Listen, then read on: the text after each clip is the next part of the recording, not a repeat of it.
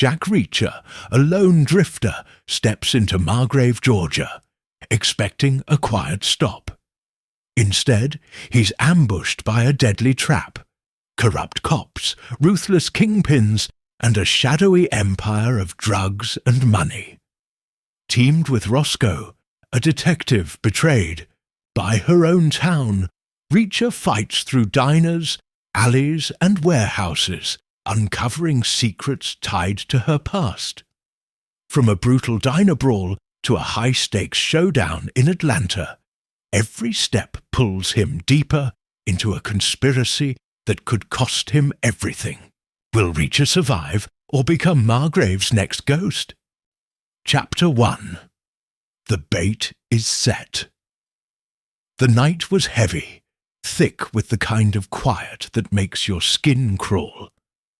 Jack Reacher stood at the edge of a small town, boots crunching on gravel, eyes scanning the dark. Margrave, Georgia. A nowhere place, barely a dot on the map. He'd been here 2 days, drifting, like always. No plan, no destination, just the road and the rhythm of his own steps. But something was off. He could feel it, like a bad taste in his mouth. The diner glowed ahead, a neon beacon in the gloom. Its sign flickered. Etter's Place, open 24 hours. Reacher's stomach growled. He hadn't eaten since noon, just a gas station sandwich that tasted like regret. He crossed the empty street, his shadow long under the streetlights. The air smelled of rain and diesel, a storm brewing somewhere close. Inside, the diner was warm, the kind of place that felt like it hadn't changed since the 50s. Red vinyl booths, checkered floor, a jukebox in the corner playing something soft and old. A waitress, maybe 50, with tired eyes and a name tag that read Doris, poured coffee for a trucker at the counter. 2 other customers, a guy in a flannel shirt hunched over a burger, and a woman in a corner booth reading a paperback. Reacher took a stool at the counter far enough from the trucker to keep space. "Coffee," Reacher said, voice low. Doris nodded, grabbed a mug and filled it to the brim. Black, no cream, no sugar, just how he liked it.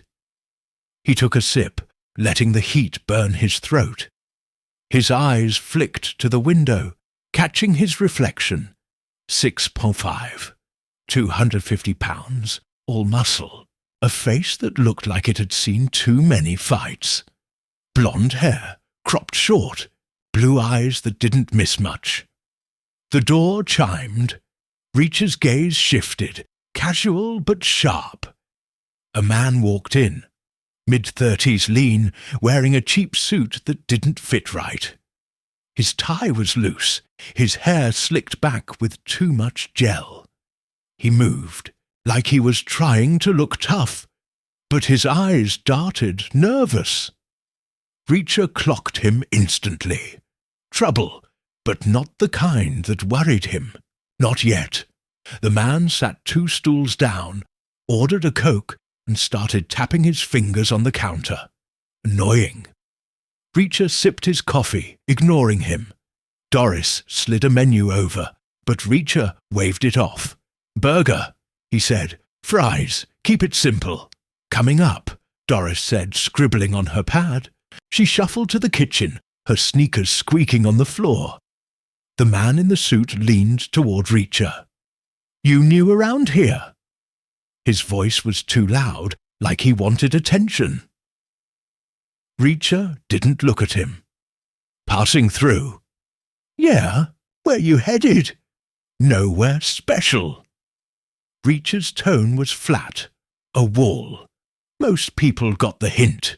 This guy didn't. "Name's Eddie," the man said, sticking out a hand. Reacher glanced at it, didn't take it. Eddie's smile faltered, but he kept talking. "Margrave's quiet, you know. Not much happens. But you look like a guy who's seen action." Reacher said nothing.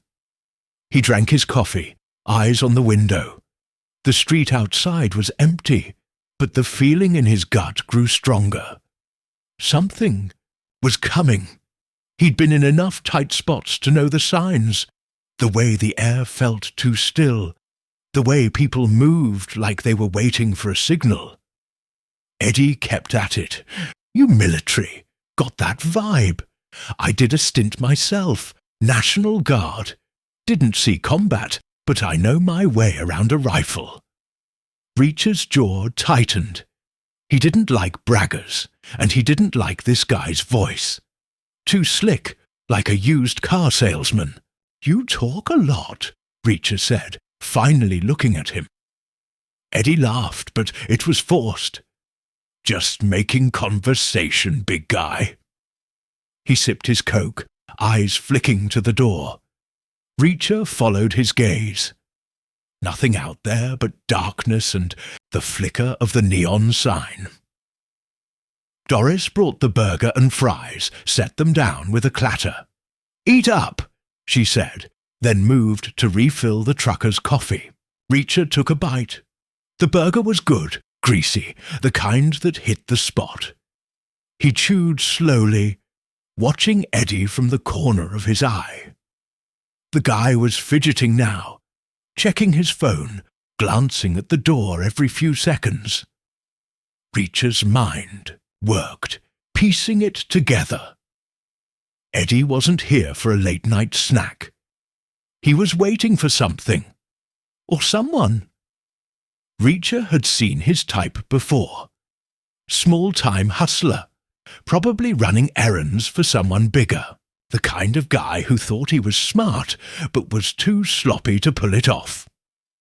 The jukebox clicked, switching to a new song. Johnny Cash, low and gritty. Reacher ate his fries, one at a time, his senses sharp.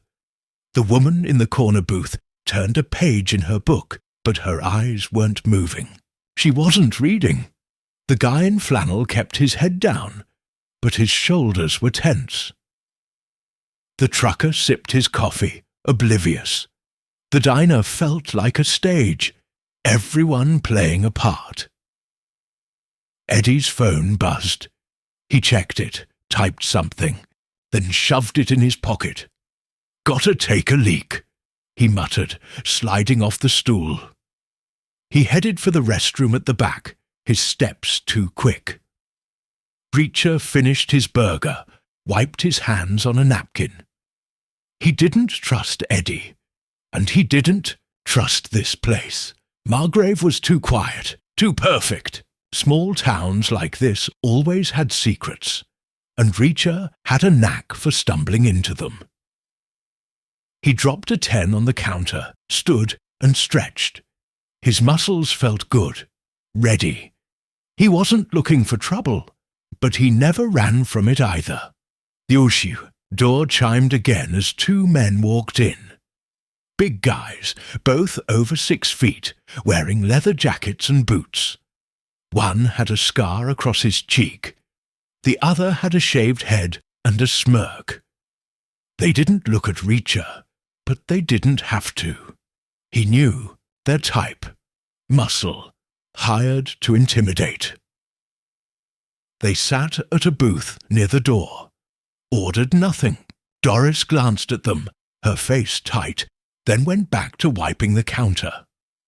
The woman in the corner booth closed her book, slipped it into her bag. The guy in flannel pushed his plate away, his hands disappearing under the table. Reacher's pulse stayed steady. He'd been in worse spots, bars in Seoul, back alleys in Baghdad. This was just another game, and he knew the rules. He grabbed his coffee mug, took a final sip, and set it down. The diner was a powder keg, and Eddie was the match. The restroom door opened. Eddie came out, his face pale, his eyes wide. He froze when he saw the two men in the booth. "Hey," he said, his voice cracking. "Didn't expect you guys so soon." Scarface looked at him, said nothing. Smirk just grinned, showing yellow teeth. Eddie laughed, nervous, and started for the door. "I'll catch you later," he said, almost tripping over his own feet. Reacher watched him go, then shifted, his gaze to the two men. They were watching him now, their eyes hard. He met their stare, unblinking. Most men backed down when Reacher looked at them like that. These guys didn't. That told him something. The woman in the corner stood, her bag over her shoulder. She moved toward the door, her steps careful. The guy in flannel stayed put, but his hands were still under the table. Reacher's mind raced, calculating. 5 people in the diner, not counting Doris and the trucker. 3 of them were players in whatever this was. The woman was leaving, but she wasn't out of it. Eddie was the weak link, scared and sloppy. The 2 in the booth were the real threat. Reacher didn't move. He stood by the counter, his body loose but ready. The air was thick now, the storm closer. He could hear the faint rumble of thunder outside. The jukebox clicked off, leaving silence. Scarface leaned forward, his voice low. "You're in the wrong place, friend." Reacher tilted his head. "I'm not your friend." Smirk chuckled, but it was cold. "Big guy, huh? Think you're tough?" Reacher said nothing. He didn't need to. His size, his stance, the way his eyes locked on them, it said enough. He wasn't here to talk. If they wanted a fight, he'd give them one. Doris cleared her throat. "No trouble in here, boys. Take it outside." Scarface ignored her. He stood slow, his jacket creaking. Smirk followed, cracking his knuckles. The guy in flannel shifted, his chair scraping the floor. The woman was gone now, the door chime fading. The trucker looked up, confused, then went back to his coffee. Reacher's hands hung at his sides, fingers loose. He didn't want to wreck the diner, but he wasn't leaving. Not yet. He needed answers, and these guys were his best shot. Scarface took a step closer. "Last chance," he said. "Walk away." Reacher smiled just a little. "You first." The air snapped tight. Smirk lunged, faster than Reacher expected. A fist aimed for his face. Reacher sidestepped, grabbed the guy's wrist, and twisted. Smirk yelped, his arm bending at a bad angle. Reacher shoved him into Scarface, who stumbled, cursing. The guy in flannel moved, pulling a knife from under the table. Reacher saw the glint, reacted. He grabbed a ketchup bottle from the counter, threw it hard. It hit Flannel's hand, the knife clattering to the floor. Flannel swore, clutching his wrist. Scarface recovered, swinging a heavy fist. Reacher ducked, drove his elbow into Scarface's gut. The man grunted, doubling over. Reacher followed with an uppercut, clean and hard. Scarface's head snapped back, and he hit the floor. Out cold, Smirk was back, charging like a bull. Reacher stepped aside, let him crash into a booth. The table cracked, dishes shattering. Smirk groaned, trying to stand. Reacher grabbed his collar, yanked him up, and slammed his face into the counter. Smirk went limp, blood trickling from his nose. Flannel was halfway to the door, knife forgotten. Reacher let him go. No point chasing a coward. Doris stood frozen, her rag dangling from her hand. The trucker stared, his coffee forgotten. Reacher stepped over Scarface, checked Smirk's pulse. Alive, just out. He patted them down, found wallets, keys, a phone. No weapons, which was odd. Hired muscle usually carried. He pocketed the phone, left the rest. "Sorry about the mess," he said to Doris, dropping another 10 on the counter. She nodded, her face pale. "Just go," she whispered. Reacher walked out, the door chime ringing behind him. The street was still empty, but the air felt different now. The storm was here, rain starting to fall, cold and sharp. He pulled up his collar, headed for the edge of town. Eddie's phone buzzed in his pocket. He checked it. One new message. "You're dead, Reacher." He deleted it, tossed the phone into a storm drain. The trap was set, and he'd walked right into it. But he wasn't the one who should be scared. The night swallowed him, rain washing away the blood on his knuckles. Margrave wasn't done with him yet. And he wasn't done with it. Chapter 2. Shadows in the alley rain fell harder now, a steady drum on the asphalt. Jack Reacher moved through Margrave's empty streets, his boots splashing in shallow puddles. The neon glow of Etta's place faded behind him, swallowed by the storm. His jacket was soaked, but he didn't care. Cold and wet were old friends. His mind was on the diner, the fight, the message on Eddie's phone. "You're dead, Reacher." Someone knew his name. That wasn't good. He stuck to the shadows, avoiding streetlights. Margrave was small, maybe a few thousand people, but it had the feel of a place hiding something.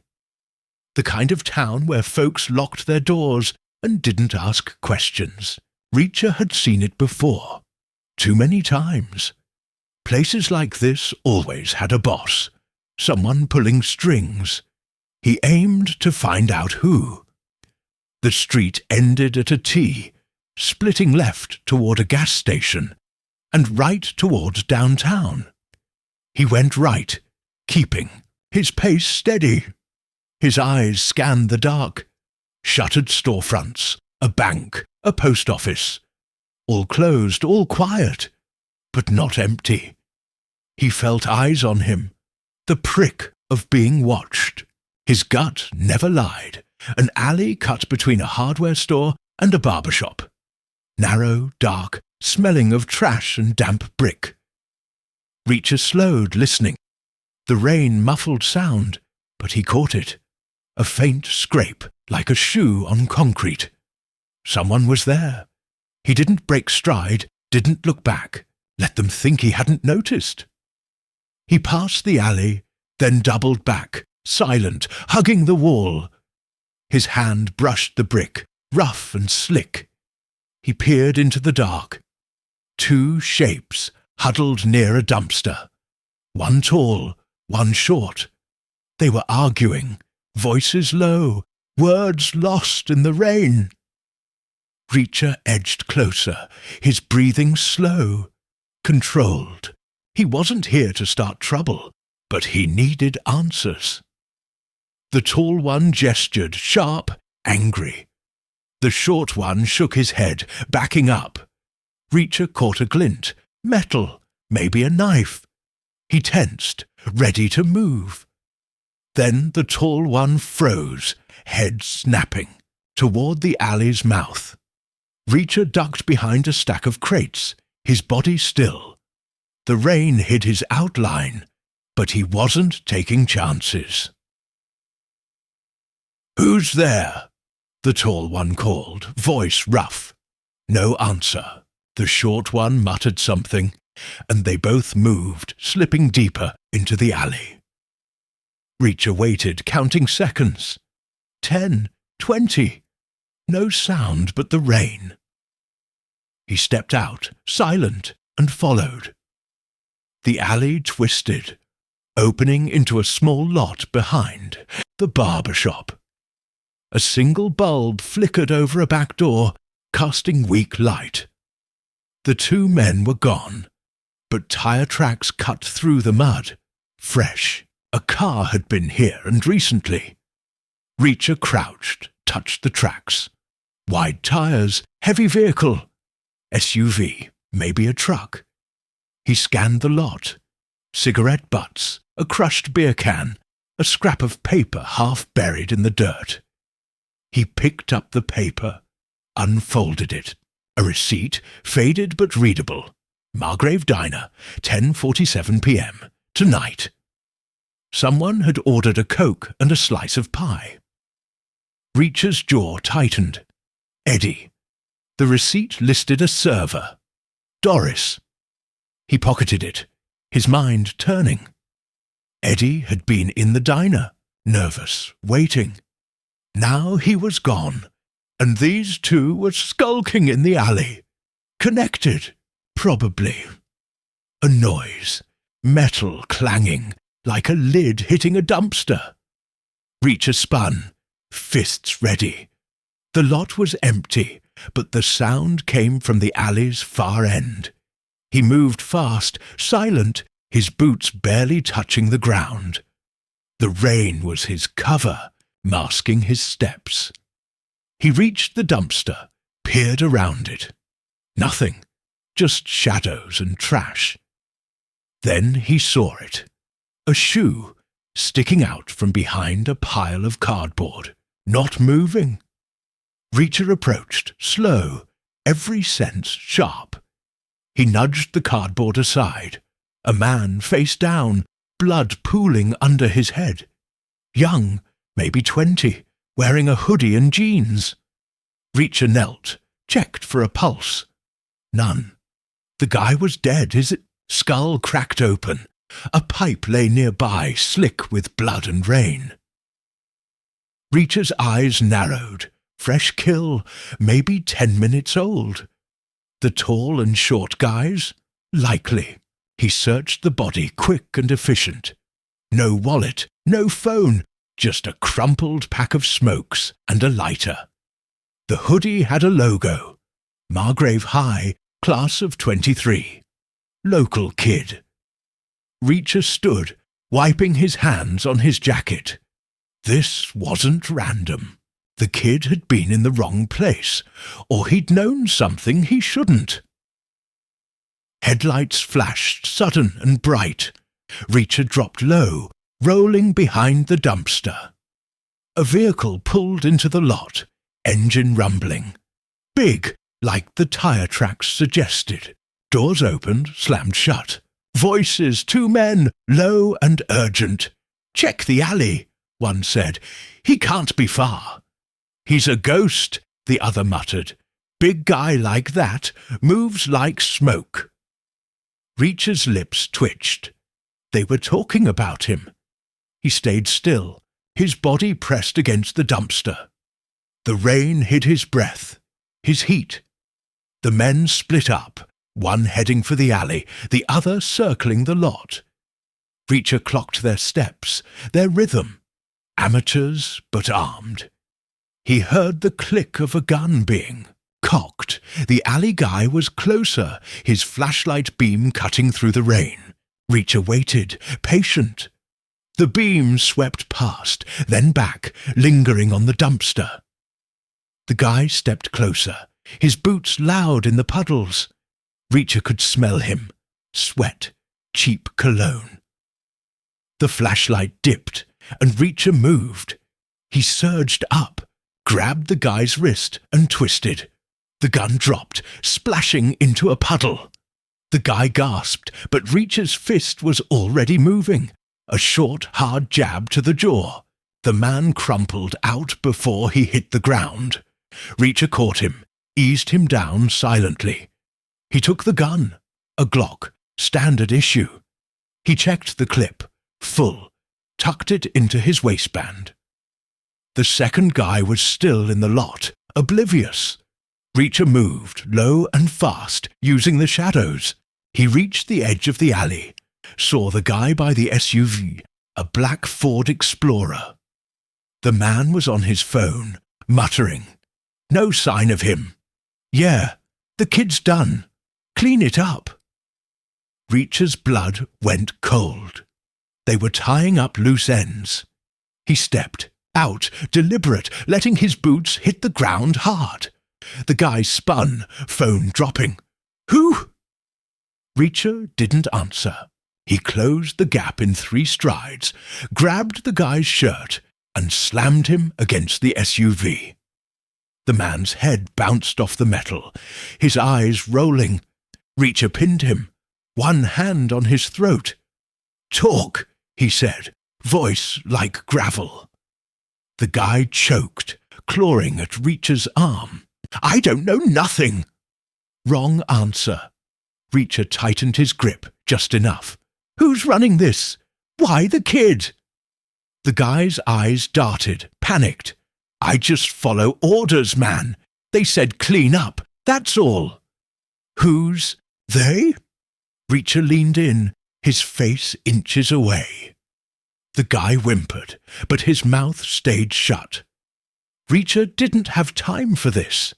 He spun the guy, slammed his face into the SUV's hood.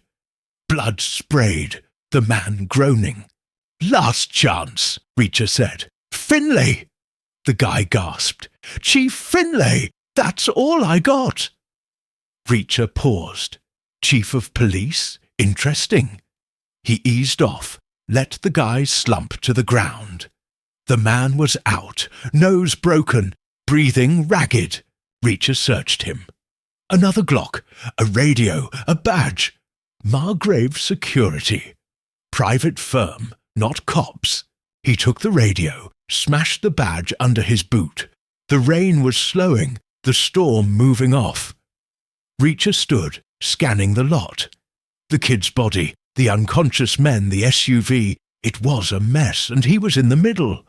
He didn't like it, but he wasn't running. Not yet. Finley's name was a lead, and Reacher followed leads like a hound on a scent. He slipped back into the alley, the Glock heavy in his hand. The town was waking up, lights flickering in distant windows.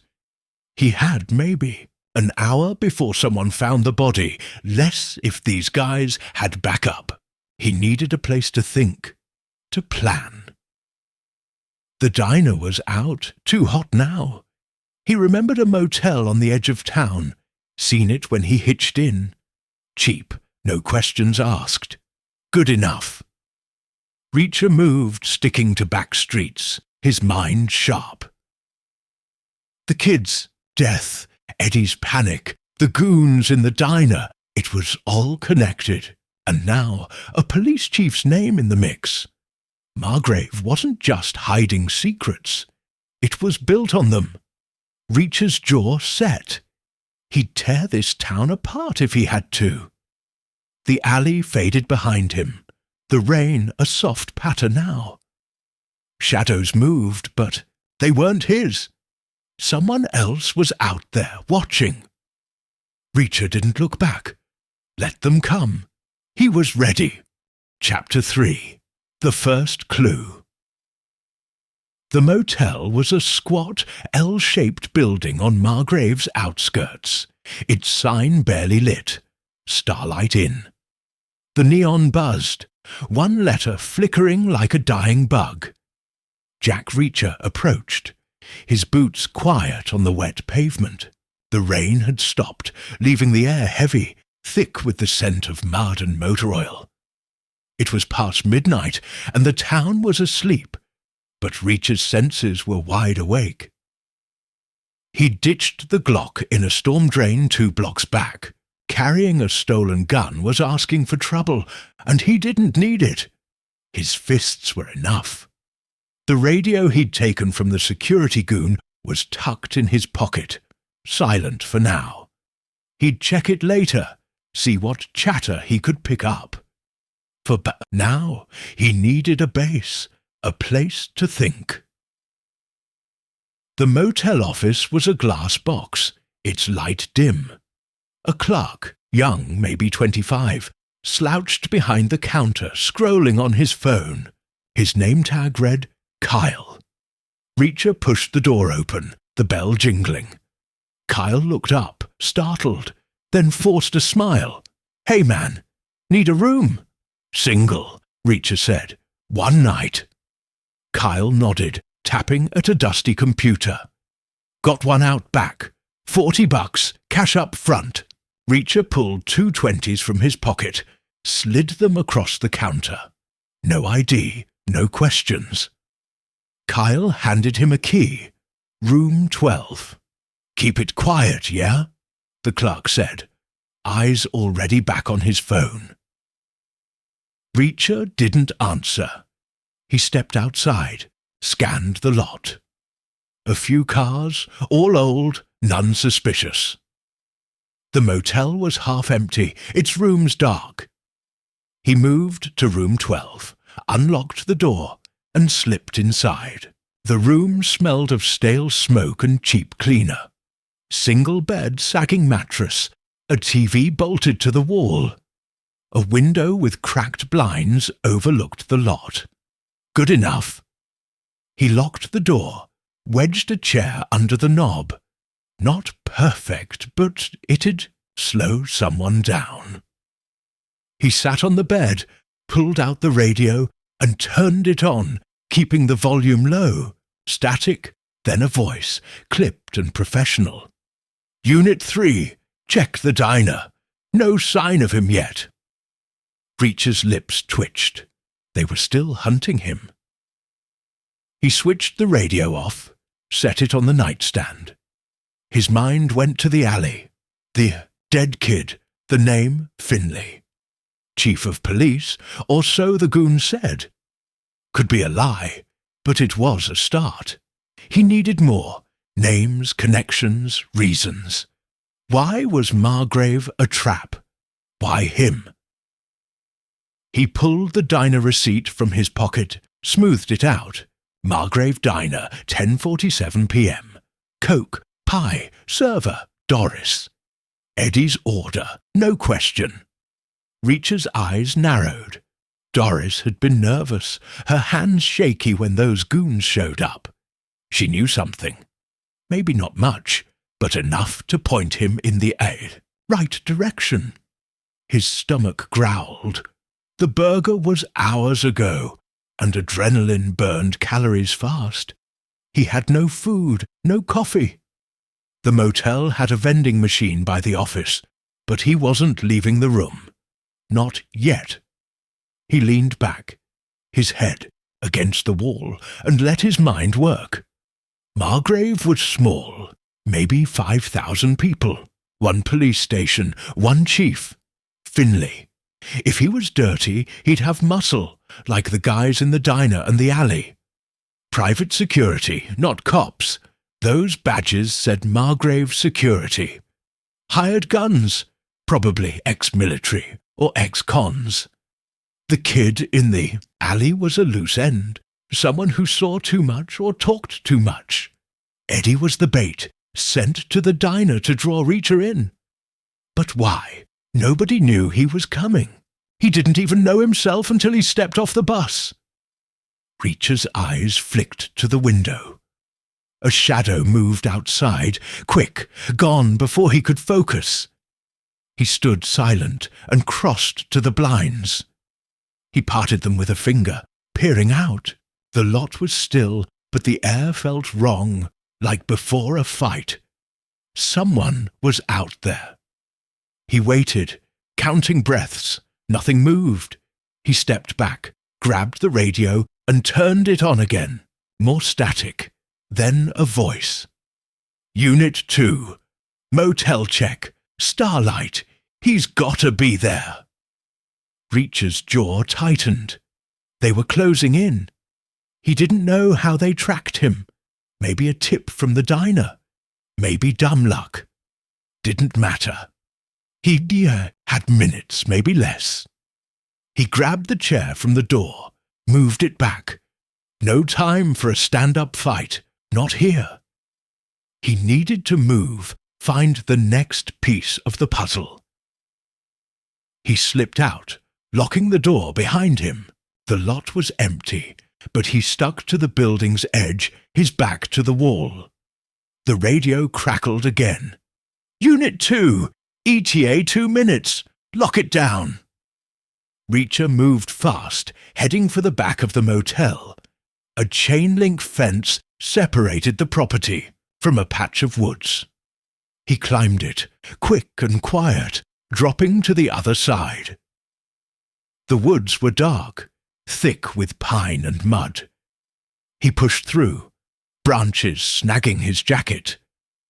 The radio stayed on, low, guiding him. "Unit 2, in position. Room 12, check it." He was clear for now. The woods thinned, opening to a narrow road. A sign pointed left. Downtown Margrave, 1 mile. Right led to a highway. Reacher went left.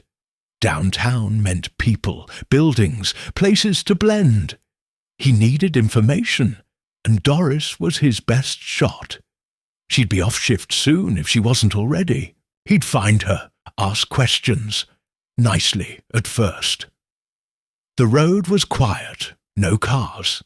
His boots crunched on gravel, the only sound. Then headlights, distant but closing. Reacher stepped off the road, crouched behind a tree. A black SUV roared past, same make as the ones in the alley. Margrave security stenciled on the side. It didn't slow, didn't stop. Reacher waited until its taillights vanished, then moved again. Downtown Margrave was a grid of low buildings, most closed. The diner's neon glowed ahead, still open. Reacher approached, staying in the shadows. The parking lot had one car, a beat-up sedan. Not Doris's, he guessed. She didn't seem the type for a rust bucket. He circled to the back, found a service door propped open with a brick, sloppy but useful. He slipped inside into a narrow hall. The air smelled of grease and bleach. Voices drifted from the kitchen. Doris and a man arguing. Reacher edged closer, listening. "You saw him, Doris. Big guy, blonde. What did he say?" The man's voice was sharp, impatient. "Nothing, Carl. Ordered a burger, that's it." Doris sounded tired, scared. "Don't lie to me." He took Eddie's phone. "He's trouble." Reacher's lips twitched. Carl, whoever he was, knew too much. He peered around the corner. Doris stood by a sink, scrubbing dishes. The man, Carl, was older, maybe 60, in a cheap suit. He leaned on the counter, his face red, a vein bulging in his neck. "I'm not lying," Doris said, her voice shaking. "He paid and left, that's all." Carl slammed his hand on the counter. "You better not be covering for him. Finley's got eyes everywhere." Reacher's pulse stayed steady. Finley again. He stepped into the kitchen, silent. Carl didn't see him, but Doris did. Her eyes widened, her hands freezing in the soapy water. Reacher put her finger to his lips, shook his head. She swallowed, nodded slightly. Carl kept talking, oblivious. "If he shows up again, you call me, understand?" Reacher spoke low and calm. "She understands." Carl spun, his face paling. He was short, soft around the middle, no threat. "Who the hell?" "Sit," Reacher said, pointing to a stool. Carl hesitated, then obeyed, his hands trembling. Doris backed up, clutching.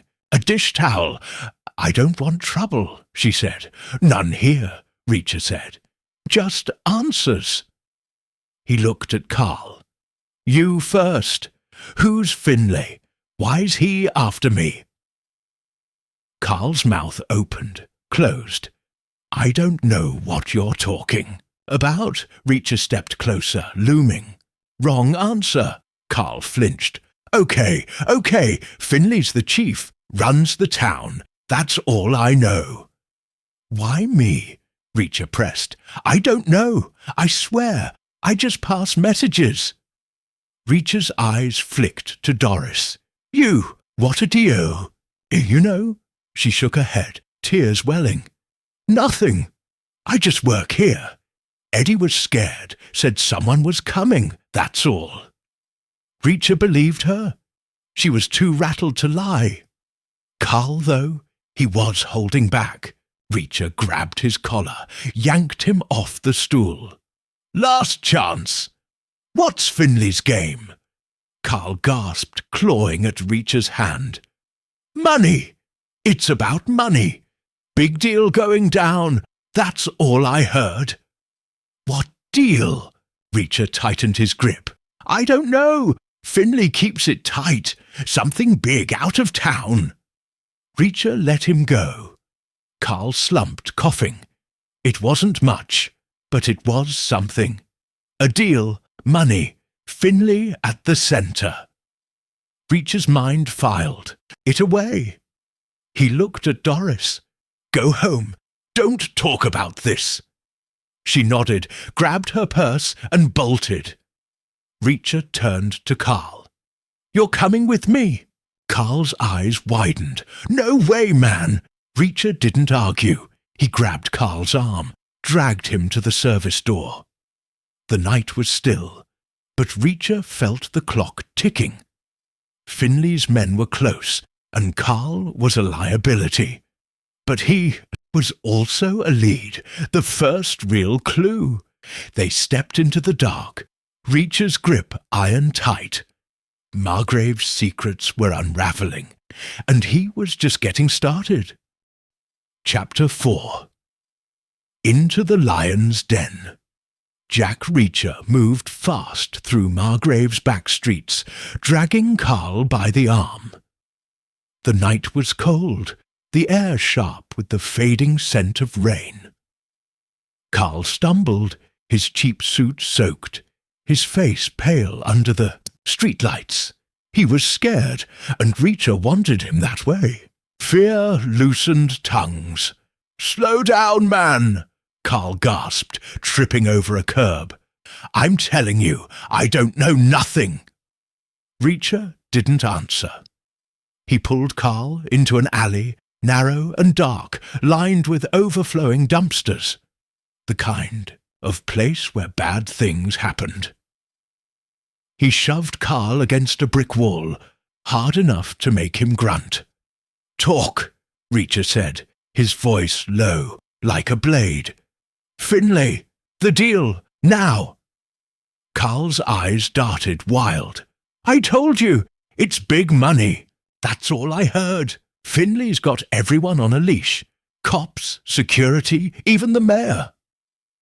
"What's the deal?" Reacher leaned in, his bulk blocking the alley's faint light. "I don't know." Carl's voice cracked. "They don't tell guys like me.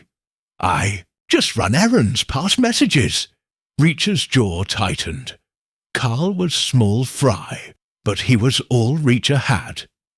He grabbed Carl's collar, lifted him an inch off the ground. "Names, who's in on it?" Carl choked, his feet scrabbling. "Finley, Kleiner, that's all I got." "Kleiner?" Reacher eased off, letting Carl's feet touch the ground. "Who's Kleiner?" Carl coughed, rubbing his throat. "Big shot, owns half the town. Factories, warehouses, nobody crosses him." Reacher's mind clicked. A rich man, a chief of police, a deal worth killing for. Margrave was a pressure cooker, and Reacher was turning up the heat. He let Carl go, stepping back. "Where's Finley now?" Carl hesitated, then wilted under Reacher's stare. "Police station, probably. He's always there, running things." Reacher nodded. The station was downtown, a squat brick building he'd passed earlier. If Finley was the kingpin, that's where the answers were. But walking in was suicide. Cops, security, maybe worse. Reacher didn't care. He'd faced worse odds. "Move," he said, shoving Carl forward. "You're taking me there." Carl's face crumpled. "No way, man! They'll kill me." "Or I will," Reacher said, his eyes cold. Carl believed him. They moved, sticking, to shadows. Margrave's streets were dead. The only sound their footsteps and Carl's ragged breathing. The police station loomed ahead, its windows glowing, a flag limp in the damp air. Reacher scanned the lot. 2 patrol cars, a black SUV, Margrave, security, trouble waiting. Reacher pulled Carl behind a parked van, out of sight. "How many inside?" he asked. Carl swallowed. "Finley, maybe a couple cops. Security guys come and go." "Armed?" "Yeah, always." Reacher's lips twitched. Good, a challenge. He checked Carl's pockets, found a phone, keys, a pack of gum. He tossed the phone into a gutter, kept the keys. "Stay here," he said. "Run, and I'll find you." Carl nodded, trembling. Reacher didn't trust him, but he didn't need to. Carl was a means to an end. He crossed the street, low and fast, his boots silent. The station's front door was glass, reinforced, a buzzer lock. No good. He circled to the side, found a service entrance, metal, locked. He tested Carl's keys. The third one clicked. Sloppy security for a dirty chief. Inside, the air was stale, like old coffee and sweat.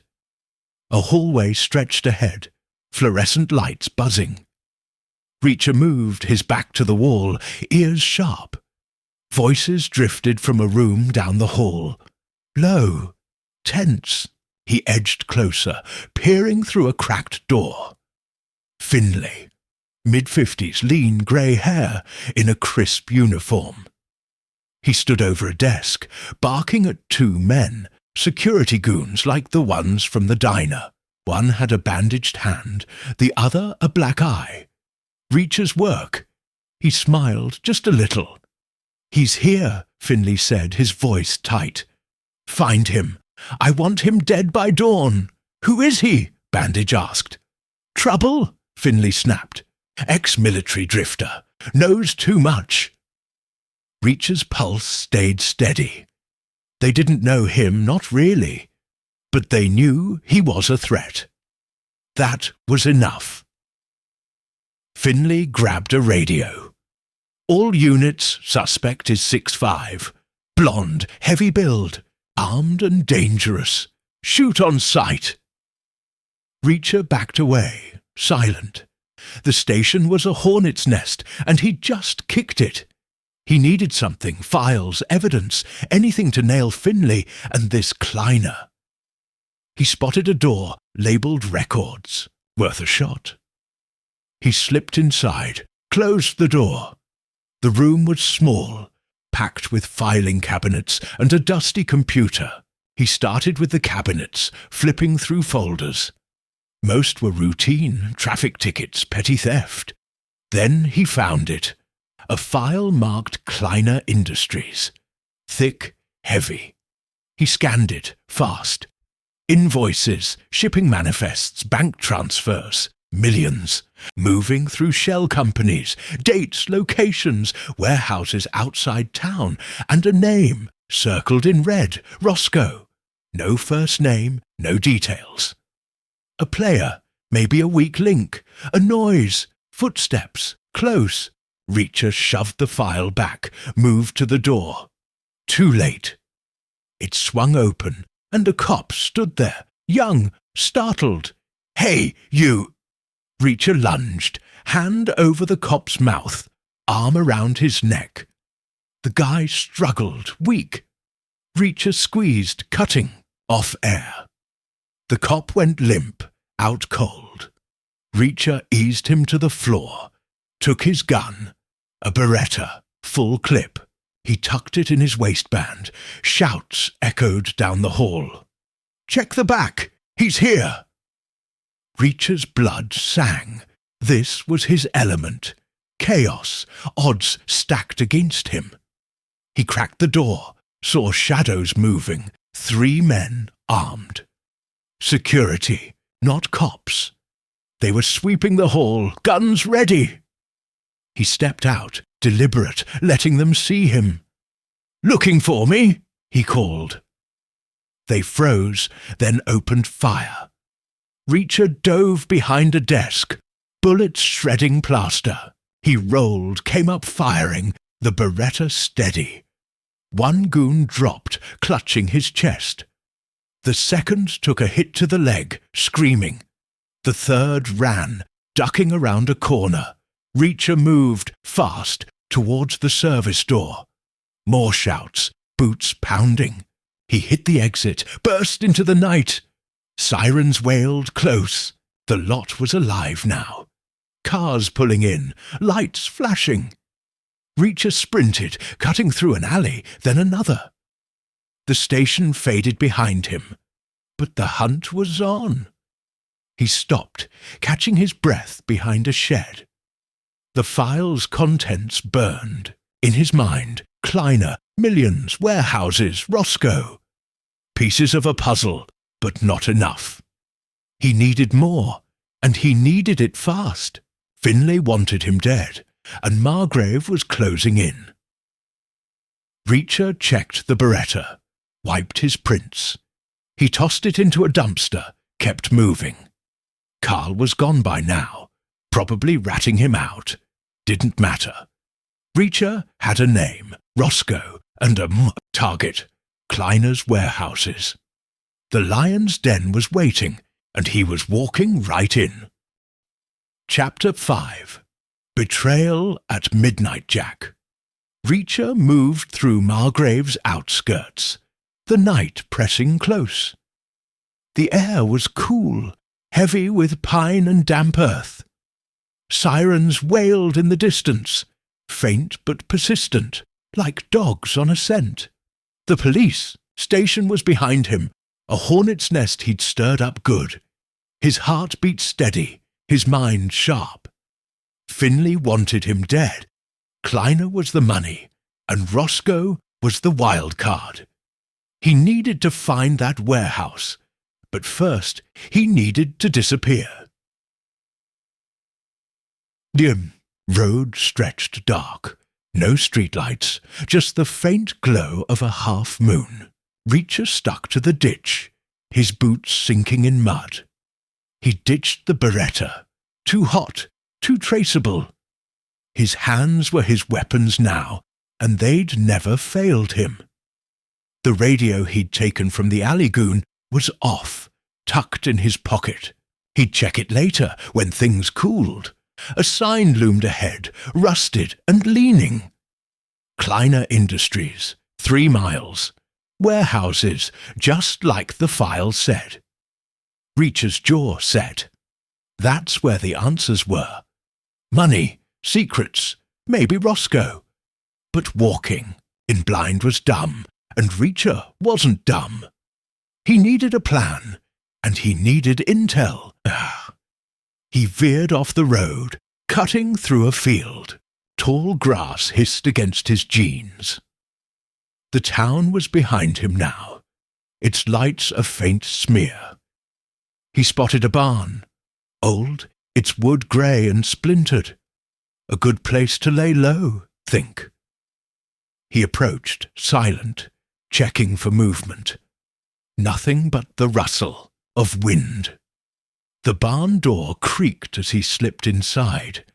It smelled of hay and rot, the air thick.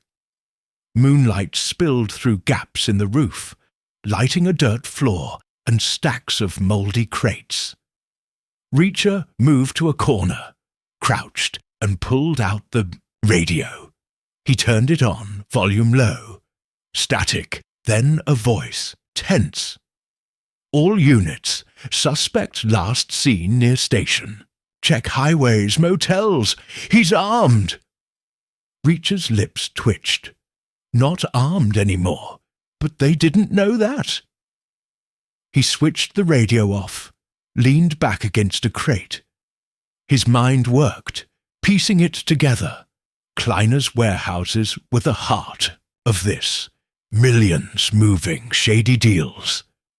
Finley was the muscle, keeping the town in line. Roscoe? Could be an ally, could be a snake. The kid in the alley, Eddie Carl, they were pawns, caught in something bigger. Reacher was the wrench in their machine, and they didn't like it. A noise, soft, like a foot scuffing dirt. Reacher froze, his senses sharp. It came from outside, near the barn door. He stood silent, his body loose but ready. Another sound, a whisper, two voices, low and quick. Someone had followed him, or found him. He moved to the door, peered through a crack. Two figures, one tall, one shorter, both in dark clothes. The tall one held a flashlight, its beam sweeping the ground. The shorter one had a gun, glinting in the moonlight. Reacher's pulse stayed even. Amateurs, but dangerous. He backed away, scanning the barn. No back exit, just a ladder to a loft. He climbed it, quick and quiet, the wood creaking under his weight. The loft was dusty, packed with old tools and bales of hay. Reacher crouched behind a bale, watching the door below. It opened slow, the flashlight beam cutting through the dark. The tall one stepped in, his boots loud. "He's here," he whispered. "I can feel it." "Check the corners," the shorter one said, his gun up. "Finley wants him dead, no screw-ups." Reacher's eyes narrowed. Finley's reach was long, and these guys were his dogs. He waited, patient as they split up. The tall one moving left, the shorter one right. The flashlight danced, missing the loft. Reacher's hand closed on a rusty pitchfork leaning against the wall. Not his style, but it'd do. The shorter one passed below, his gun sweeping. Reacher moved, silent, descending the ladder like a ghost. He hit the ground, pitchfork in hand, and closed the gap. The guy didn't hear him until it was too late. Reacher swung, the pitchfork's handle cracking the guy's wrist. The gun fell, and Reacher's fist followed, a clean jab to the jaw. The man crumpled out, the tall one spun, his flashlight blinding. "Freeze!" he yelled, pulling a pistol. Reacher dove, rolling behind a crate as a shot rang out. Wood splintered, the noise deafening in the barn. He came up fast, pitchfork low, and charged. The guy fired again, wild, the bullet chewing dirt. Reacher drove the pitchfork's blunt end into the man's gut, doubling him over. A knee to the face finished it. The guy hit the ground, flashlight rolling, its beam spinning shadows. Reacher stood, breathing steady. Two down, no noise outside. He checked them, both alive, both security goons. Same badges as before, Margrave Security. He took their guns, 2 Glocks, full clips, tucked one in his waistband, tossed the other into a hay pile. He searched their pockets, wallets, keys, a folded note. He opened it, an address, handwritten, 1127 Pine Road. Below it, a name, Roscoe. Reacher's blood ran hot. Roscoe again. The file, now this, not a coincidence. He pocketed the note, dragged the men to a corner, and tied their hands with baling twine. They'd wake up sore but alive. He didn't kill unless he had to. The radio crackled. "Unit 6 report. Barn check." Reacher grabbed it, thought fast. He deepened his voice, mimicked the tall one's drawl. All clear. Moving on. A pause, then copy. Check the warehouse next. Reacher switched it off. The warehouse. Kleiners. They were herding him, or they thought they were. He stepped outside, the night still. The barn was a mile from the warehouse sign, maybe less. He could make it, but he needed to be smart. Finley's men were everywhere, and Roscoe was a question mark. He moved, cutting through the field, the address burning in his mind. 1127 Pine Road. He'd check it. First, see if Roscoe was friend or foe. The town was a web and he was caught in it, but Reacher didn't break easy. He reached a road, narrow and unpaved, lined with pines. A mailbox glinted, 1100 Pine. Close. The houses were small, scattered, most dark. He found 1127. A single story, cottage, white paint peeling, a porch light flickering. A pickup truck sat in the drive, old but clean. Reacher approached, staying low, his eyes scanning. No movement, no sound. He knocked, soft but firm. The door opened, slow. A woman stood there, late 20s, dark hair pulled back, eyes sharp. She wore jeans, a flannel shirt, a revolver in her hand, not aimed but ready. "Who are you?" she asked, voice steady. "Reacher," he said. "You Roscoe." Her eyes narrowed, but she didn't deny it. "What do you want?" Answers. "Finley's hunting me. Kleiner's in deep. You're in the middle." She stiffened, her grip on the gun tightening. "You're the drifter, the one they're after." "Yeah." Reacher kept his hands loose, visible. "You gonna shoot me or talk?" She stared, weighing him. Then she lowered the gun, stepped back. "Inside, quick!" Reacher entered, the door clicking shut. The house was sparse. Couch, table, a few photos on the wall. Roscoe set the gun on the table, crossed her arms. "Talk," she said. "You first," Reacher countered. "Why's your name in Finley's files? On a note with his goons?" Her face tightened. "I'm a cop, detective. Finley's my boss. He's dirty, but I can't prove it. Kleiner's worse, owns this town, runs everything. I've been digging. Quiet. Guess they noticed." Reacher nodded. It fit. "The kid in the alley, the deal. What do you know?" She hesitated, then spoke. "Kid was Tommy Vance, local. Got mixed up with Kleiner's crew. Probably saw something. The deal. I don't know details, but it's drugs, maybe guns, millions. Kleiner's warehouses are the hub." Reacher's mind clicked. Drugs, guns, money. Classic. "Why betray you?" he asked. "You're one of them." "I'm not," she snapped. "I joined to clean this place up. Finley's got everyone scared or bought. I'm alone." "Not now," Reacher said. "You're with me." She studied him, her eyes hard but curious. "You're crazy, walking into this." "Been called worse," he said. "A noise. Tires on gravel outside." Reacher moved to the window, parted the curtain. Black SUV pulling up slow. Margrave security. Roscoe grabbed her gun, her face pale. "They found us." Reacher's blood sang. Betrayal at midnight, and the trap was closing. He turned to Roscoe. "You ready to fight?" She nodded, her jaw set. "Let's do this." Chapter 6. The Trap. Springs Jack Reacher stood by Roscoe's window. The curtain barely parted, his eyes locked on the black SUV outside.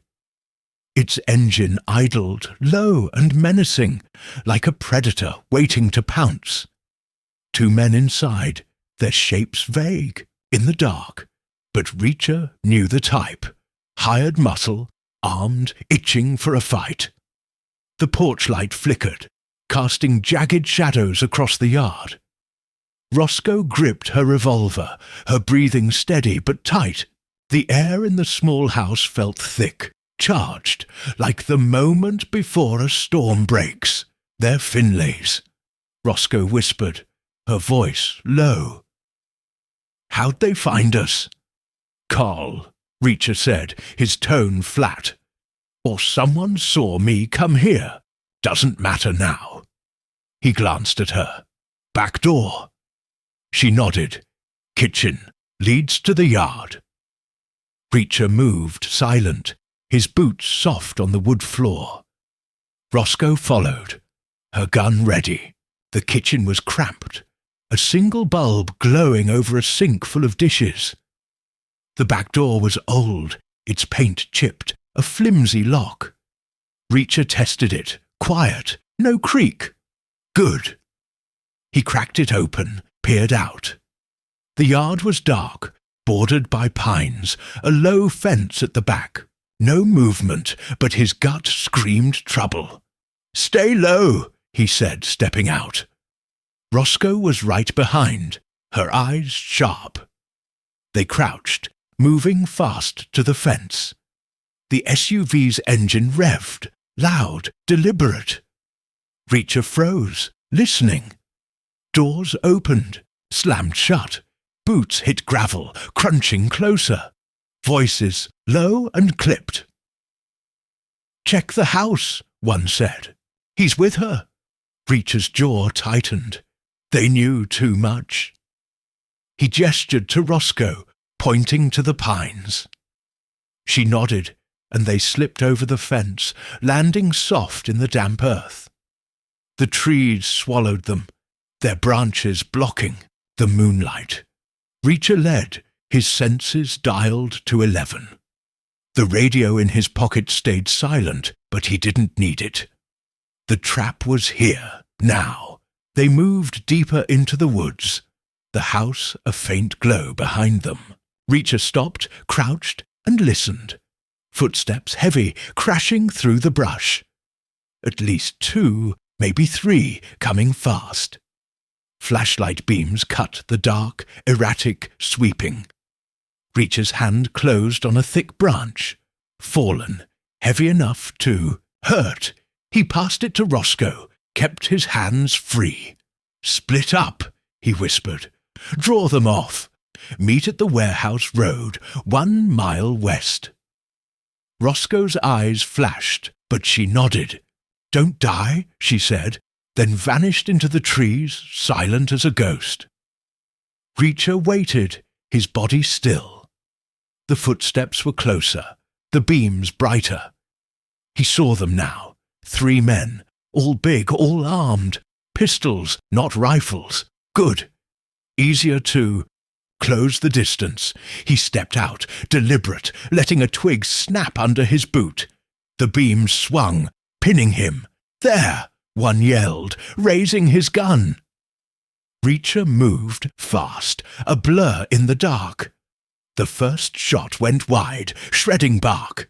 He dove, rolled, and came up under the closest guy. A bear of a man with a shaved head. Reacher's fist slammed into his gut, doubling him over. A knee to the chin sent him down. Out. The second guy fired, the bullet grazing Reacher's sleeve, hot and sharp. Reacher grabbed the fallen man's gun, a Glock like before, and fired back, low. The second guy screamed, clutching his knee, and hit the ground. The third was smarter, ducking behind a tree, his beam off. "You're dead, Drifter!" he shouted, voice high, nervous. Reacher didn't answer. He dropped low, crawled, the pine needles muffling his movement. The guy fired again, blind, the shots wild. Reacher circled, silent, closing the gap. He saw him, young, sweaty, his gun shaking. Reacher lunged, tackling him hard. The guy gasped, his gun flying. Reacher pinned him, one hand on his throat. "Who sent you?" he growled. "Finlay," the guy choked. "He knows you're with Roscoe." "Why her?" Reacher pressed, tightening his grip. "She's a traitor, digging into Kleiner." Reacher's blood ran cold. Roscoe was marked, same as him. He knocked the guy out, a clean punch to the temple, and stood. The woods were quiet again, just the rustle of leaves. He checked the men, alive but down. He took their guns, tossed 2 into the underbrush, kept the 3rd. No time to search them. The SUV was still out there, maybe more men. He moved, heading west, the warehouse road his goal. Roscoe would be there if she made it. He trusted her. She was tough, smart, not the type to fold.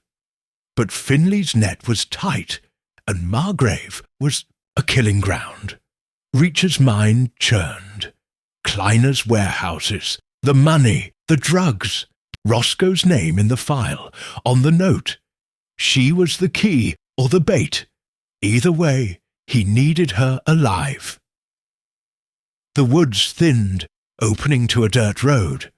The warehouse sign was ahead, rusted, pointing north. Reacher checked his watch, 1:15 a.m. Jem, night was young, and the fight was just starting. He crouched by the sign, waiting. No Roscoe, not yet. His gut twisted, but he pushed it down. She'd make it. Headlights flashed, slow, from the east. Reacher dropped low, blending with the ditch. Another SUV, identical to the first. It stopped, engine idling. A door opened, and a man stepped out. Tall, older, in a suit, not a uniform. Finlay. Reacher knew it without seeing his face. The chief moved with purpose, a radio in hand, barking orders. "Seal the road," Finlay said. "He's close. Roscoe, too." Reacher's fists clenched. The trap was sprung, and they were both in it. He waited, watching. Finlay got back in, the SUV, and it rolled north toward the warehouse. Reacher stood, his mind clear. They wanted him to follow, to walk into the kill zone. Fine. He'd go, but on his terms. He moved, sticking to the ditch, the Glock heavy in his hand. The road curved, and the warehouse came into view. A massive complex, surrounded by a chain-link fence, floodlights blazing. Trucks parked in rows, their trailers dark. Guards at the gate, 2, maybe 3, all armed. Reacher's lips twitched. A fortress, but every fortress had a crack. He circled wide, staying low, the fence his guide. Barbed wire topped it, but he'd climbed worse. He found a spot, hidden by a stack of crates, and tested the links. Solid, but not electrified. He pulled himself up, slow, the metal cutting his palms. He dropped to the other side, landing soft. The warehouse was alive, men moving, forklifts humming, crates being loaded. Reacher crouched behind a trailer, watching. This wasn't just a storage hub. It was a machine running 24/7. Drugs, guns, money. Roscoe was right. Kleiner's empire was here. A shout, sharp, from the gate. Reacher tensed.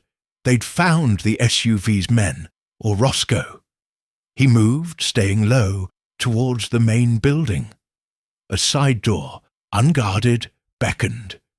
He slipped inside, the air cool, smelling of oil and metal. Crates towered, stacked high, labelled Kleiner Industries. He pried one open, quick. Plastic bags, white powder. Cocaine, kilos of it. Reacher's jaw set. Millions, just like the file said. Footsteps, close, Reacher ducked behind a crate, the Glock ready. A guard, alone, radio crackling. He's inside, lock it down. Reacher moved, silent, and took him from behind, arm around his neck. The guard struggled, weak, then went limp. Reacher eased, him down, took his radio, his keys. The trap was tight now, no way out but through. He needed Roscoe, and he needed Kleiner's head. A scream, female, sharp, from deeper in the warehouse. Roscoe! Reacher's blood roared. He ran, low and fast, toward the sound. The trap had sprung, and he was all in. Chapter 7. No way out Jack Reacher sprinted through the warehouse, the scream still ringing in his ears. Roscoe's voice, raw with pain, cut through the hum of machinery and the shouts of guards. The Glock was heavy in his hand, his pulse steady, his mind a blade. The warehouse was a maze, towering crates, narrow aisles, fluorescent lights casting harsh shadows. Kleiner's empire was a fortress, and Reacher was deep inside, the trap clamped tight. He slid behind a stack of pallets, his boots silent on the concrete. The scream came from the west end, near the loading docks. He moved low and fast, dodging forklifts and workers who didn't look twice. They weren't guards, just locals, paid to keep quiet. Reacher's eyes scanned. Cameras on the walls, red lights blinking. Someone was watching. A radio crackled nearby, a guard's voice sharp. He's in the main bay. Close the exits. Reacher's lips twitched. They thought they had him boxed. They didn't know him. He reached a corner, peered around. The loading docks were ahead, 6 bays, 2 trucks idling. Roscoe was there on her knees, hands zip-tied behind her. Blood trickled from her lip, her face pale but defiant. 3 men stood over her. 2 guards, heavy, with rifles, and a third, Finlay. The chief's suit was crisp, his grey hair slicked back, but his eyes were wild, like a man losing control. "You're done, Roscoe," Finlay said, his voice cold. "You and your drifter." Roscoe spat blood, glared up. "You're the one done, Finlay. This won't hold." Reacher's fist tightened on the Glock. He counted. 3 at the docks, 2 more guards patrolling the aisles, maybe others out of sight. Bad odds, but he'd faced worse. He needed a diversion, something to crack the standoff. His eyes landed on a forklift, keys in the ignition, parked 10 feet away. He moved silent, sliding into the driver's seat. The engine roared to life, loud, drawing eyes. Reacher gunned it, aiming for a stack of crates near the docks.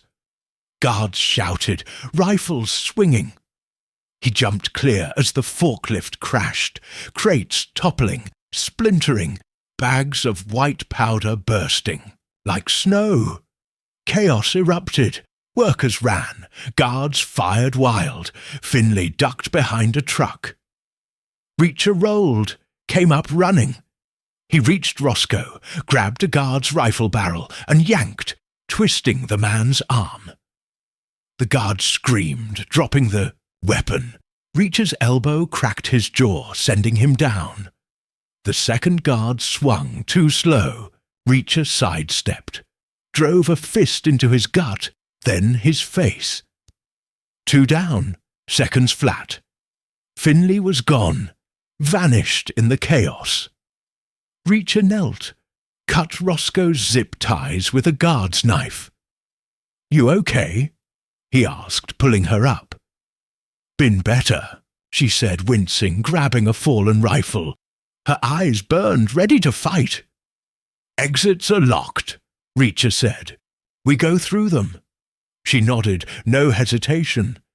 They moved, staying low, the warehouse a war zone. Alarms blared, red lights flashing.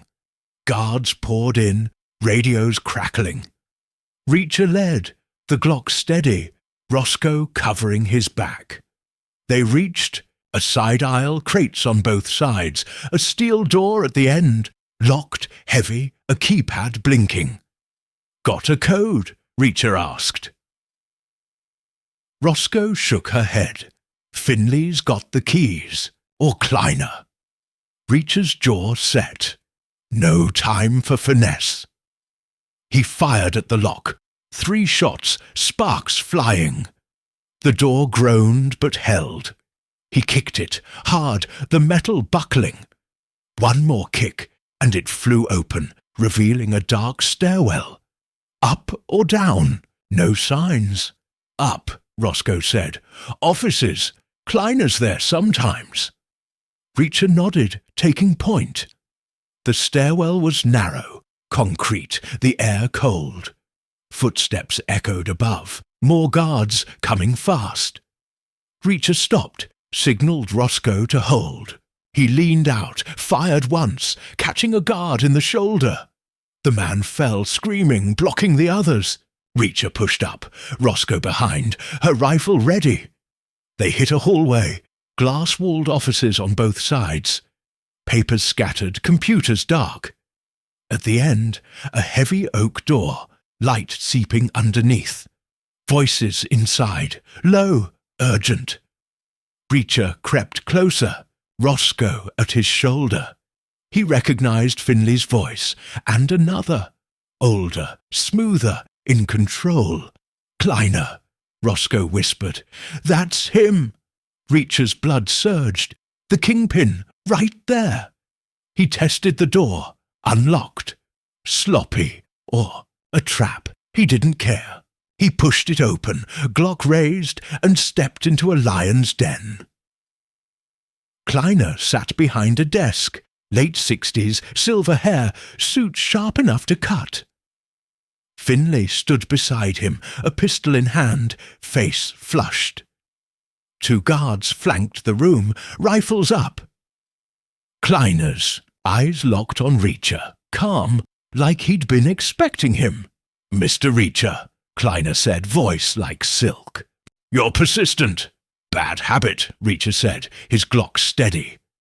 Roscoe aimed her rifle at Finley, her hands rock solid.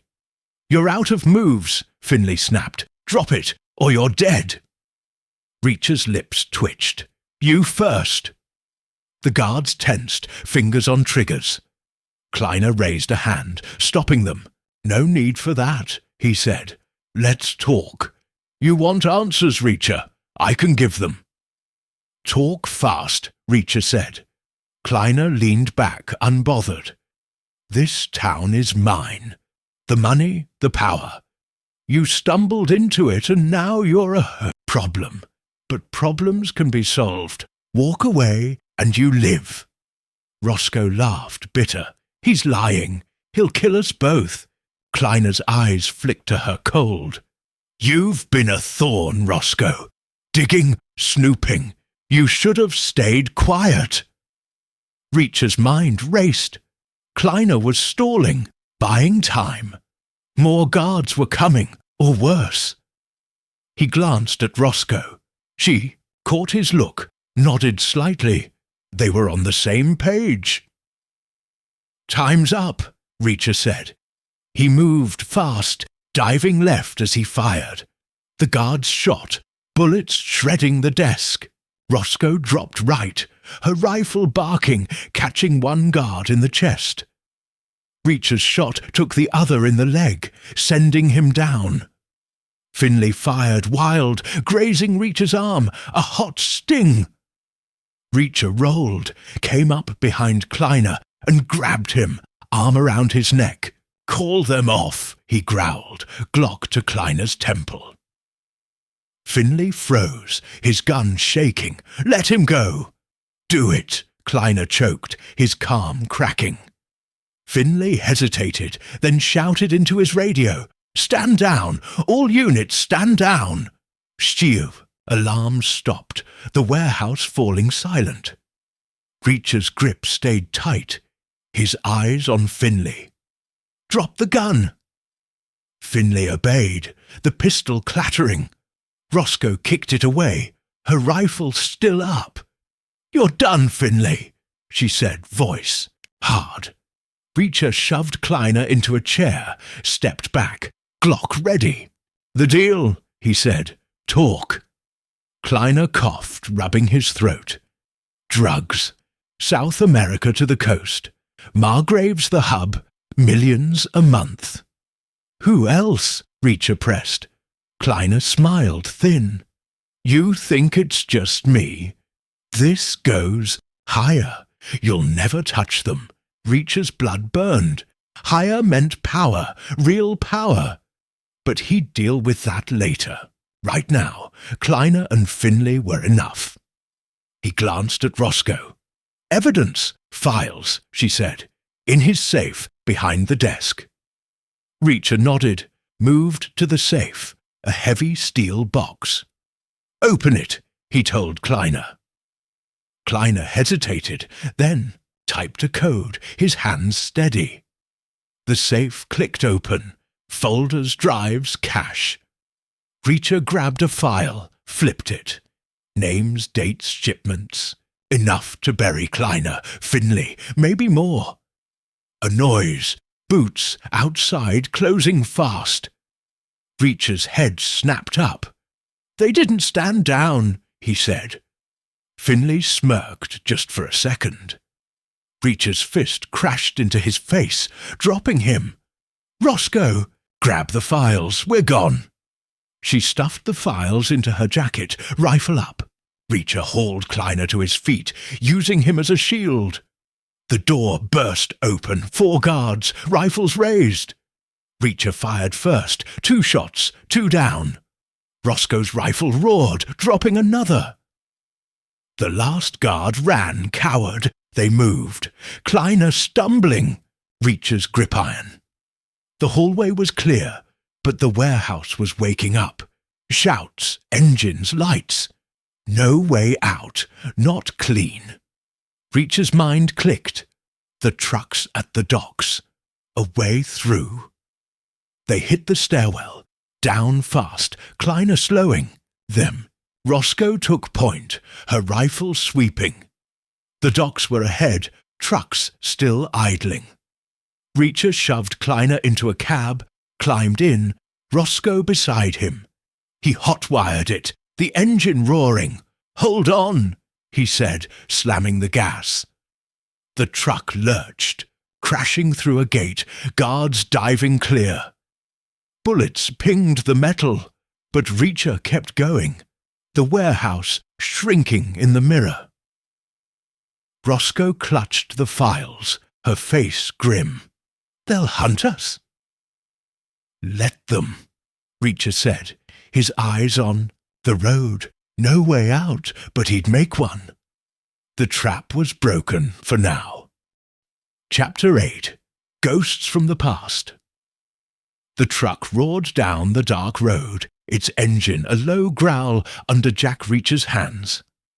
The warehouse was a fading speck in the rear view, Margrave's lights swallowed by the night. Roscoe sat shotgun, her rifle across her lap, the stolen files stuffed inside her jacket. Kleiner was in the back, hands zip-tied with a cable Roscoe found under the seat, his face a mix of rage and fear. The air was thick, the cab smelling of diesel and sweat.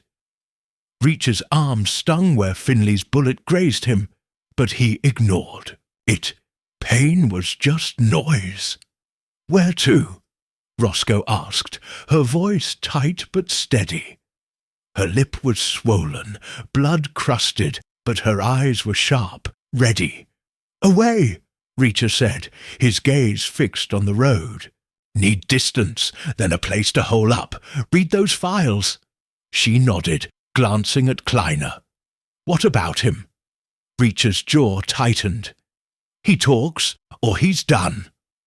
Kleiner snorted, his voice hoarse. "You're dead men walking. You think you can run from this?" Reacher didn't answer. He steered the truck onto a side road, narrow and unpaved, pines crowding close. The headlights cut through the dark, picking out ruts and gravel. No cars behind, no lights. Yet, Finley's men would be coming. Cops, security, maybe worse. Reacher's mind worked, fast, mapping the terrain. Margrave was a trap, but traps could be flipped. He just needed time. The road ended at a clearing, a derelict gas station looming in the gloom. Its pumps were rusted, windows boarded, a faded, sign barely readable, "Joe's Fuel." Reacher killed the engine, the silence heavy. He stepped out, Glock in hand, and scanned the dark. No movement, no sound but crickets. Good enough. "Out," he told Kleiner, yanking him from the cab. The man stumbled, his suit wrinkled, his silver hair mussed. Reacher shoved him toward the station, Roscoe covering with her rifle. The door was padlocked, but a hard kick from Reacher snapped it open. Inside, the air was stale, thick with dust and mould. Broken shelves, a cracked counter, a single chair in the corner. Moonlight seeped through boarded windows, painting stripes on the floor. Reacher pushed Kleiner into the chair, checked the zip ties. Tight. He turned to Roscoe. "Files now." She pulled the folders from her jacket, spread them on the counter. Her hands moved fast, flipping pages, shipments, bank transfers, names. "It's all here," she said, voice low. "Cocaine, heroin, guns. Kleiner's running it through the warehouses, shipping nationwide. Millions, like he said." "Who's above him?" Reacher asked, his eyes on Kleiner. Roscoe shook her head. "Doesn't say. Just code names. Hawk, Viper. Could be anyone." Kleiner laughed, bitter. "You're chasing ghosts, Reacher. You'll never touch them." Reacher stepped close, his shadow swallowing Kleiner. "Ghosts bleed too. Talk. Who's Hawk?" Kleiner's eyes flicked away, his jaw tight. Reacher grabbed his tie, yanked hard. "Names." "I don't know," Kleiner spat.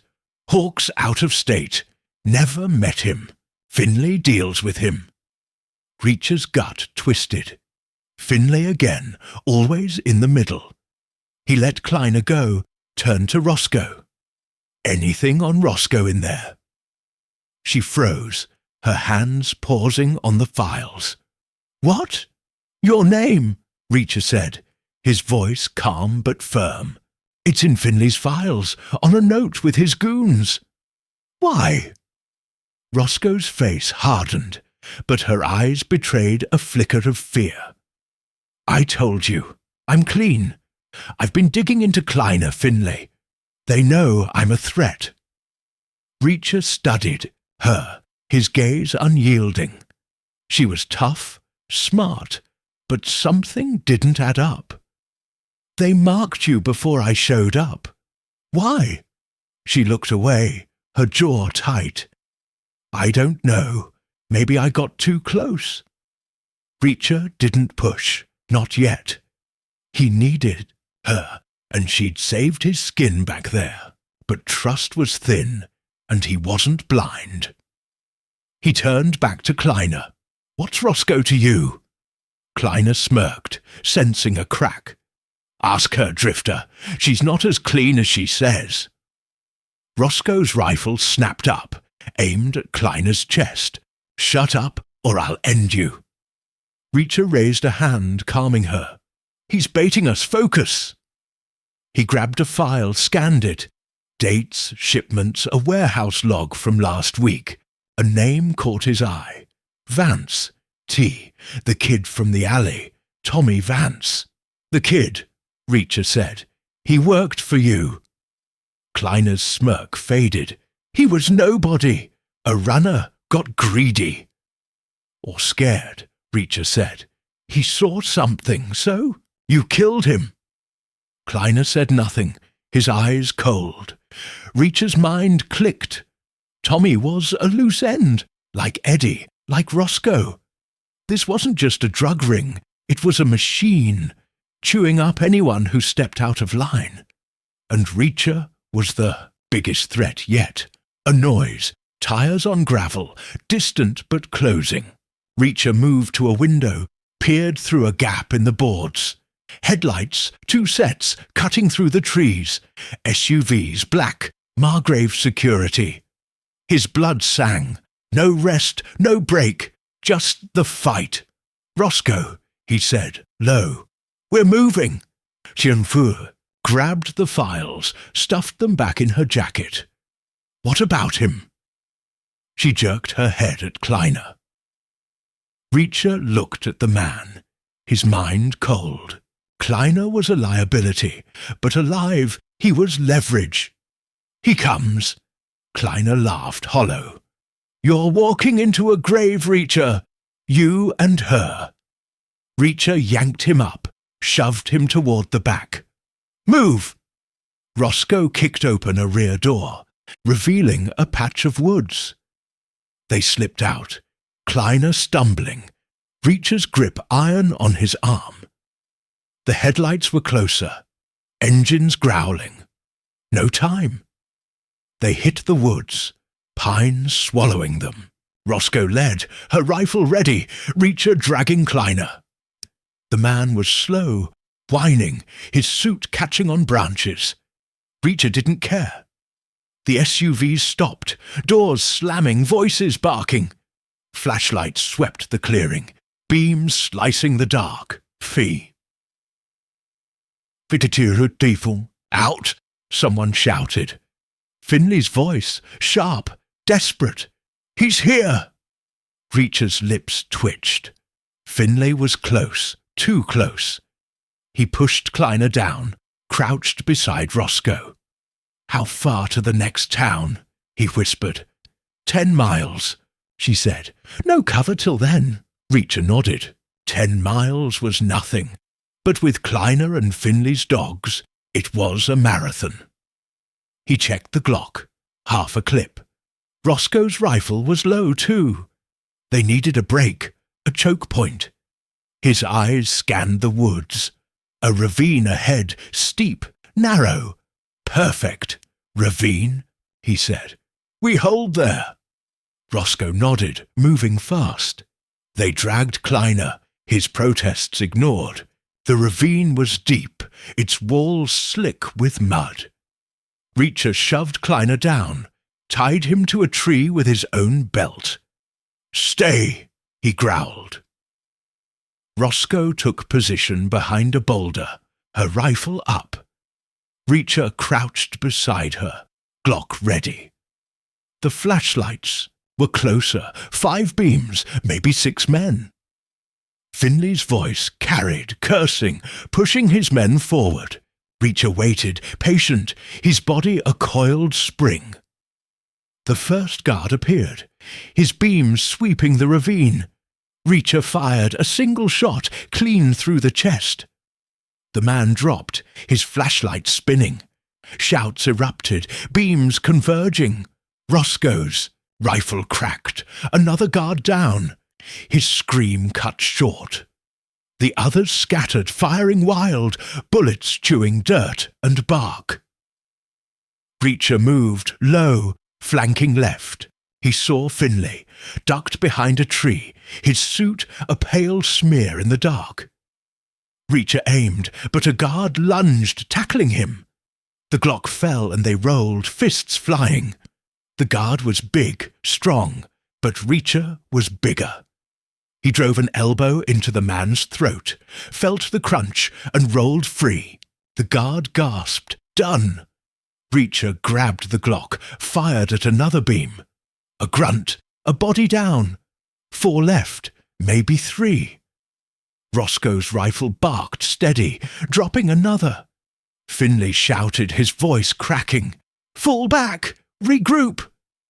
Reacher stood, his chest heaving, blood on his knuckles. The beams retreated, the woods quiet again. Roscoe rose, her face grim. "They'll be back," she said. "Yeah," Reacher said, grabbing Kleiner. "We're not done." He untied Kleiner, pulled him up. The man's eyes were wide, his bravado gone. Reacher's mind turned, a ghost from his past flickering. His brother Joe, dead years ago, caught in a scam not unlike this. The memory burned, but he buried it. No time for ghosts, only the fight. "Move," he told Roscoe, his voice hard. The ravine was behind them, the night ahead. Finley was wounded, his men rattled, but the war wasn't over. Kleiner's empire was cracking, and Reacher would break it wide open. Chapter 9. The Enemy. Within. The woods were silent now, the flashlights and shouts of Finley's men gone, swallowed by the night. Jack Reacher moved fast, dragging Kleiner through the pines, Roscoe at his side, her rifle slung but ready.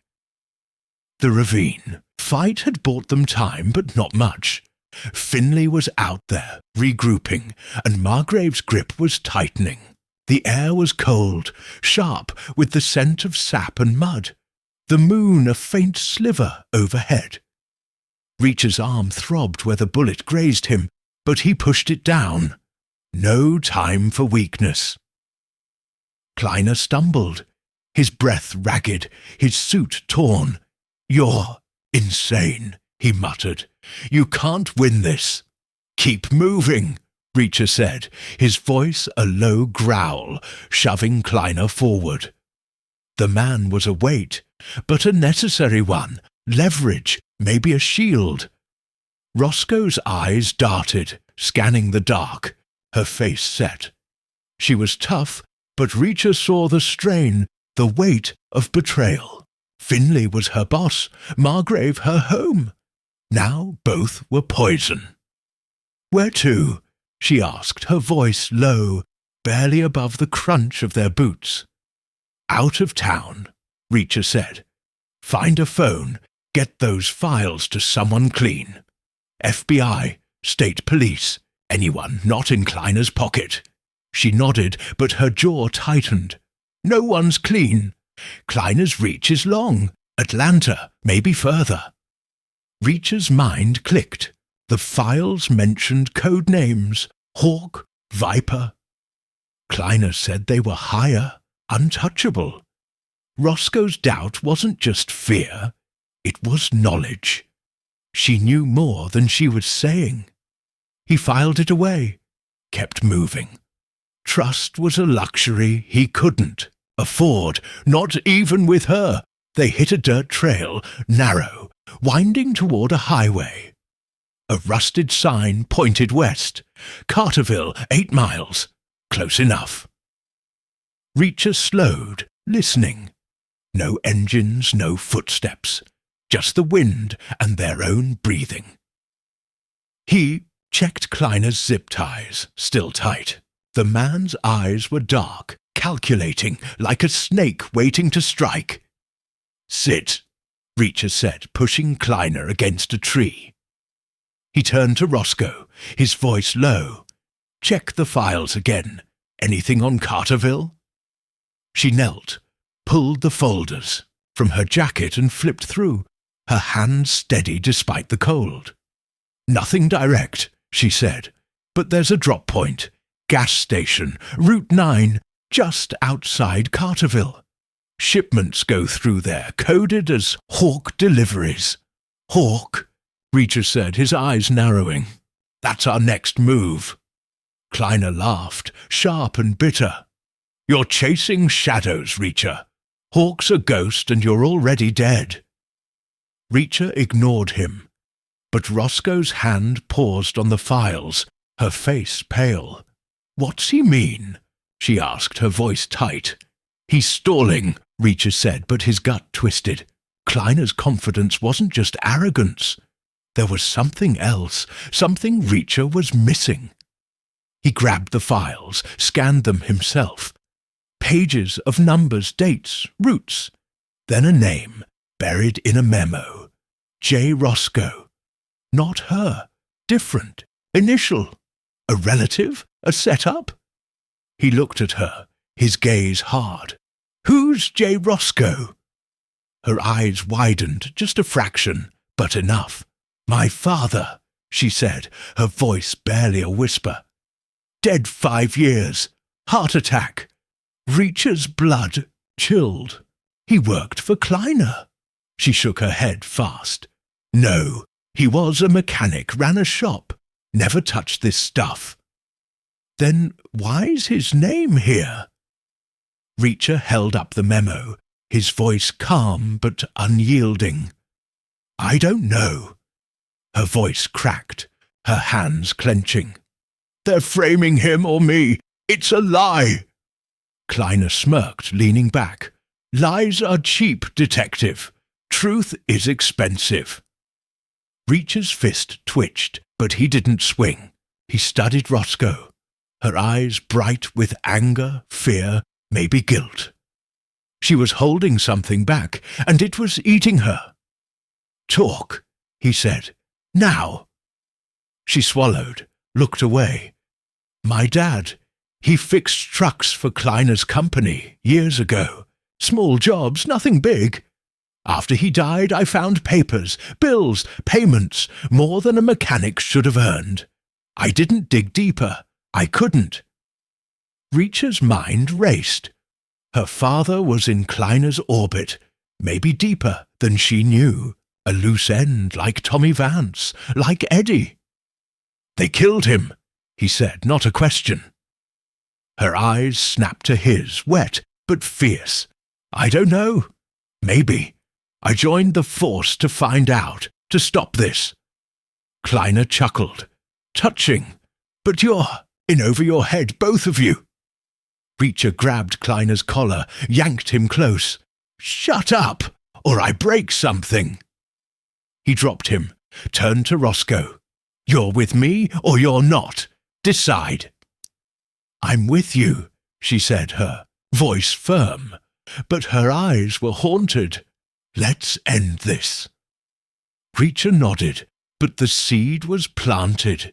The enemy wasn't just Kleiner, Finley, or Hawk. It was within. Doubt, secrets, ghosts. He pushed it down. Focused. Carterville, the gas station, Hawk's deliveries. That's where the trail led. They moved. Kleiner stumbling ahead.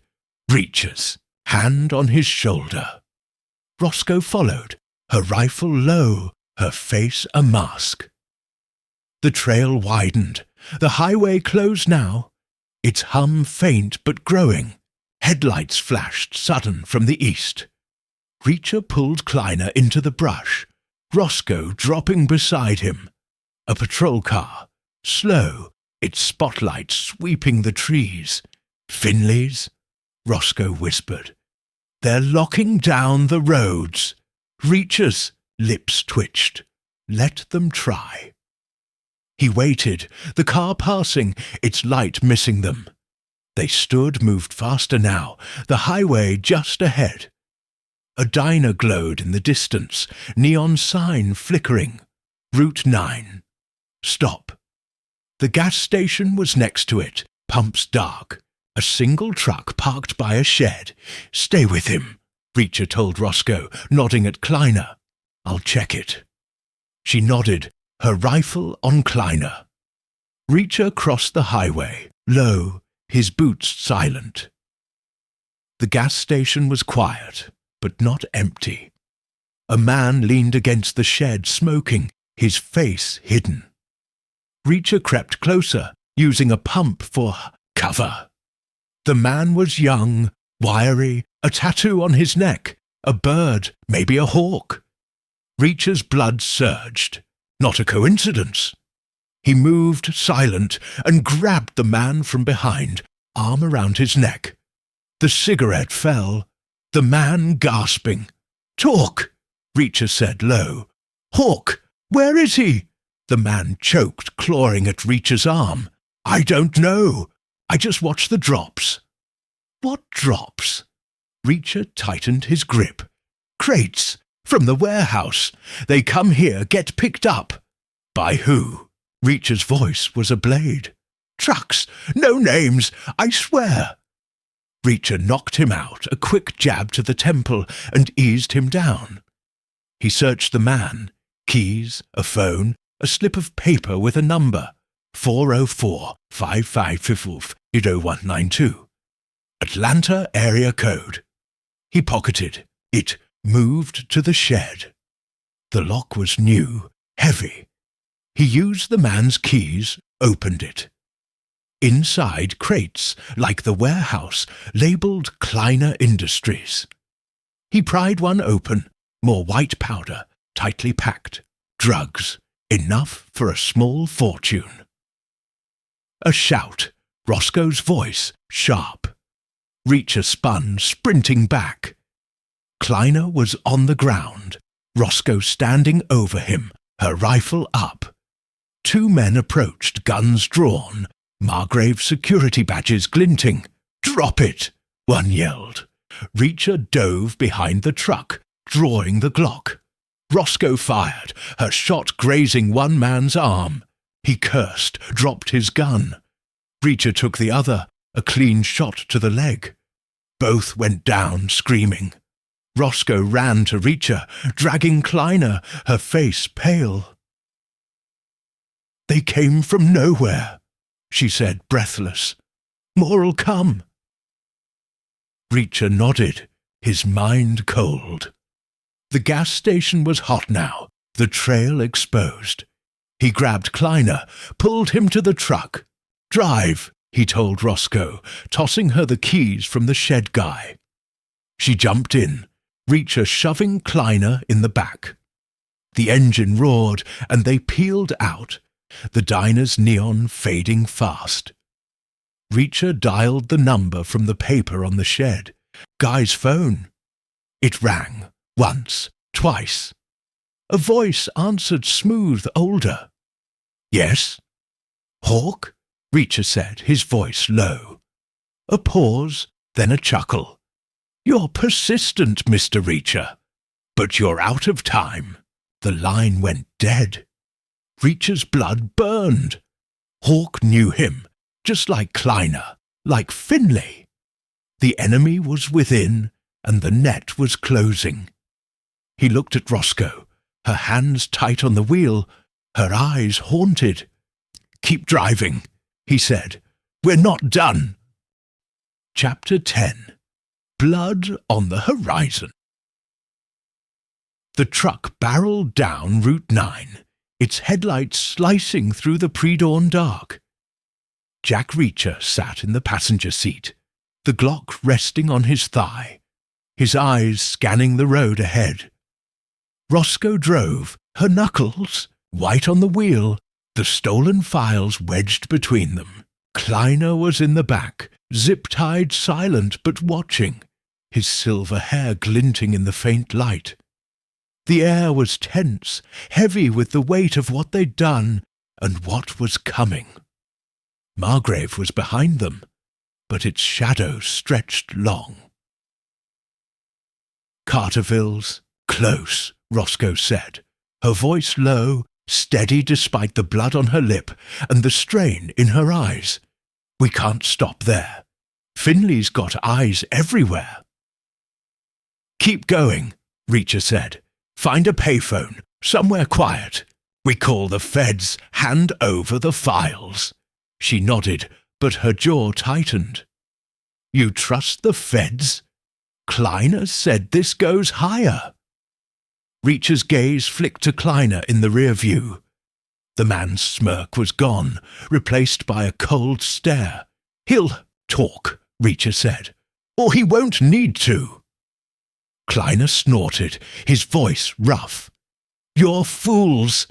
You think the FBI will save you. They're bought, same as the rest." "Shut up!" Roscoe snapped, her eyes flashing. But Reacher saw the doubt in her, the crack Kleiner was prying at. Her father's name in the files, her own name marked. She was in deep, and it wasn't just Finlay or Kleiner. Something bigger was pulling the strings. The road curved, pines giving way to open fields, the horizon a faint grey. Dawn was coming, and with it, exposure. Reacher's mind churned. The gas station, the crates, the phone, call to Hawk. That voice, smooth, confident, untouchable. Hawk wasn't in Margrave, but he was close enough to know Reacher's name, his moves. The number, 404 area code, meant Atlanta. Big city, big players. Reacher's gut said that's where the trail ended. A flicker in the side mirror. Headlights, distant but gaining. Reacher tensed, his hand tightening on the Glock. "We've got company." Roscoe glanced back, cursed. "How'd they find us?" "Tracker," Reacher said, his voice calm but hard. "Or Kleiner's got a leash we didn't see." Kleiner laughed low. "You're not as smart as you think, Drifter." Reacher spun, grabbed Kleiner's collar, and yanked him forward. "What did you do?" Kleiner's eyes gleamed defiant. "You're carrying my phone. They've been tracking it since the warehouse." Reacher's blood went cold. He patted Kleiner down. Found it. A slim burner phone, tucked in his sock. Amateur mistake. He crushed it under his boot. Tossed the pieces out the window. "Roscoe, floor it!" She slammed the gas, the truck lurching, engine roaring. The headlights behind grew brighter. 2 vehicles, SUVs black, Margrave security. Reacher checked the Glock. 5 rounds left. Roscoe's rifle was on the floor, low on ammo. Bad odds, but Reacher thrived on bad. "Pull off," he said, spotting. A dirt road ahead, barely visible in the grey light. "We lose them in the fields." Roscoe swerved, the truck bouncing hard, tyres kicking up mud. The SUVs followed, their engines screaming. Reacher leaned out the window, fired twice, aiming for tyres.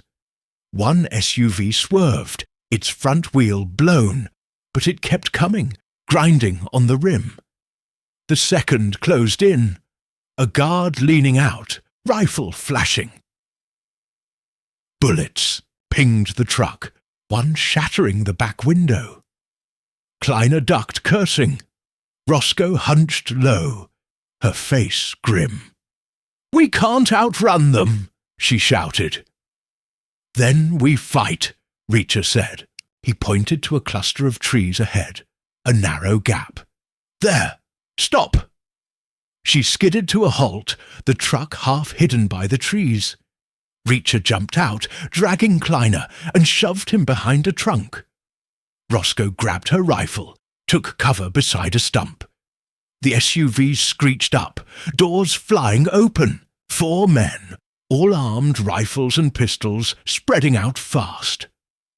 Reacher fired first, dropping one with a clean shot to the chest.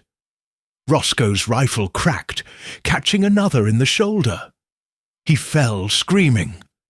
The last 2 dove behind their SUV, returning fire, bullets shredding bark and dirt. Reacher rolled, came up closer, and fired again. One man grunted, his pistol falling, blood blooming on his shirt. The last guard panicked, spraying bullets wild. Reacher closed the gap, tackled him, and drove a fist into his jaw. The man went limp, out cold. Reacher stood, breathing hard, his arms slick with blood from the graze. Roscoe ran up, her rifle sweeping. "Clear! Clear!" Reacher said, checking the bodies. 3 dead, 1 alive but down. He took their weapons, 2 rifles, a pistol, handed Roscoe a rifle. "Stock up!" She nodded, grabbing ammo clips. Kleiner watched, his face pale, no smirk now. Reacher grabbed him, pulled him to the truck. "You're running out of friends," he said, shoving him in. Roscoe climbed in, started the engine. "They'll send more," she said, her voice flat. "We're marked." "Then we move faster," Reacher said. He pulled the slip of paper from his pocket, the Atlanta number from the gas station. "Find a phone. I'm calling Hawk." She glanced at him, eyes sharp. "You think he'll talk?" "He'll slip," Reacher said. "They always do. Do, ib." Truck rolled out, the fields brightening as dawn broke, blood red on the horizon. They hit the highway, Carterville's outskirts ahead. A gas station, a diner, a motel, all quiet. Roscoe pulled into the motel lot, a faded sign reading Sunrise Inn. A payphone stood by the office, its receiver dangling. Reacher stepped out, checked the lot. Empty, no eyes. He grabbed Kleiner, dragged him to the phone, Roscoe covering with her rifle. He dialed the Atlanta number, the line ringing slow. Kleiner's eyes flicked, nervous. Roscoe's face was stone, but her grip on the rifle was tight. The line clicked. "Yes." Hawk's voice, same as before, smooth, cold. "Reacher," he said, his voice low. "You're out of moves." A chuckle, soft. "Bold, Mr. Reacher, but you're the one running. What do you want?" "Meet me," Reacher said. "Name the place. We end this." A pause. Then, "You're not in charge, Drifter. You're a bug, and I'm the boot. Keep running. It won't matter." The line went dead. Reacher slammed the receiver, his blood hot. Hawk was close, too close, and he was playing games. Reacher turned to Kleiner. "Where's he based?" Kleiner shook his head, lips tight. Reacher grabbed his arm, twisted hard. Kleiner gasped, his knees buckling. "Atlanta!" he spat. "Downtown! I don't know where." Reacher let go, his mind racing. Atlanta was big, but Hawk's operation would leave traces. Warehouses, offices, money. The files would have clues. He looked at Roscoe. "We need a room now. Read everything." She nodded, heading to the office. Reacher stayed with Kleiner, his eyes scanning the lot. A car rolled by, slow, its driver glancing their way. Reacher's gut twisted, not random. He memorized the plate, pulled Kleiner toward the motel. Roscoe came out, key in hand, room 6. Inside, the room was small, stale, a single bed and a table. Roscoe spread the files, her hands fast. Reacher tied Kleiner to a chair, checked the window. The car was gone, but the feeling lingered. Eyes everywhere. He sat, grabbed a file. "Look for Atlanta," he said. "Anything." They read, silent, the pages turning fast. Shipments to a port, bank accounts in Georgia, a lease, Peachtree Tower, Atlanta. High-rise, corporate, perfect for Hawk. Reacher's lips twitched. A lead, finally. Roscoe stopped, her hand on a page, her face pale. "Reacher," she said, voice low. "Look." He took the page, a photo, grainy, clipped to a memo. Roscoe's father, J. Roscoe, smiling, shaking hands with a man. Kleiner, younger, sharper. The memo was dated 6 years ago, a deal for transport services. Reacher's blood chilled. Her father wasn't just a mechanic. He was in deep. Roscoe's eyes were wet, her voice shaking. "He lied to me all those years." Reacher put a hand on her shoulder, firm. "He's gone. You're not him. Focus." She nodded, wiping her eyes, but the crack was there, wide now. Kleiner watched silent, his eyes gleaming. Reacher's fist clenched. The enemy within wasn't just Roscoe's past. It was doubt, eating them both. Blood was on the horizon, and Atlanta was calling. "Pack up," Reacher said, standing. "We're going to Peachtree Tower. Hawk's waiting." Chapter 11. Breaking Point. The truck rumbled toward Atlanta. The dawn sky bruised purple and gold. Jack Reacher sat in the passenger seat, the Glock tucked in his waistband, his eyes scanning the highway. Roscoe drove, her face hard, the files stuffed in a bag at her feet. Kleiner was in the back, zip-tied, his head slumped. But Reacher didn't trust the silence. The man was a snake, coiled waiting. The air in the cab was thick, heavy with unspoken words, and the weight of Roscoe's discovery. Her father, tied to Kleiner, a ghost that wouldn't stay buried. "Peachtree Tower," Roscoe said, her voice flat, breaking the quiet. "You sure it's Hawk's base?" "Sure as I'm getting," Reacher said. "The lease, the shipments, it points there. Hawk's running the show, and he's in Atlanta." She nodded, but her hands tightened on the wheel. The photo of her father shook her, and Reacher saw it. Doubt was a crack, and cracks could break you. He needed her sharp, not crumbling. "You good?" he asked, his tone low but firm. "Good enough," she said, not looking at him. "Let's just finish this." Reacher let it go. He checked the rear view. No tails, no headlights, just empty road. Finley's men were out there somewhere, but the truck was clean now. Kleiner's phone gone. Atlanta was an hour away, maybe less. Peachtree Tower was their shot. A high-rise corporate, a fortress for someone like Hawk. Reacher's mind churned. Drugs, guns, money, all flowing through Margrave to Atlanta. Hawk was the head, Kleiner the hands, Finley the muscle. Take out Hawk, and the whole thing might collapse. Kleiner stirred, his voice a rasp. "You're walking into a slaughter, Reacher. Hawk's not like me. He doesn't play." Reacher didn't turn. "Neither do I." Kleiner laughed, weak but sharp. "You're big, but you're not bulletproof. And her," he nodded at Roscoe, "she's already broken." Roscoe's eyes flashed, but she didn't bite. Reacher did. He spun, grabbed Kleiner's tie, and yanked hard. One more word, in the way. "You're done." Kleiner choked, his face red, but his eyes stayed defiant.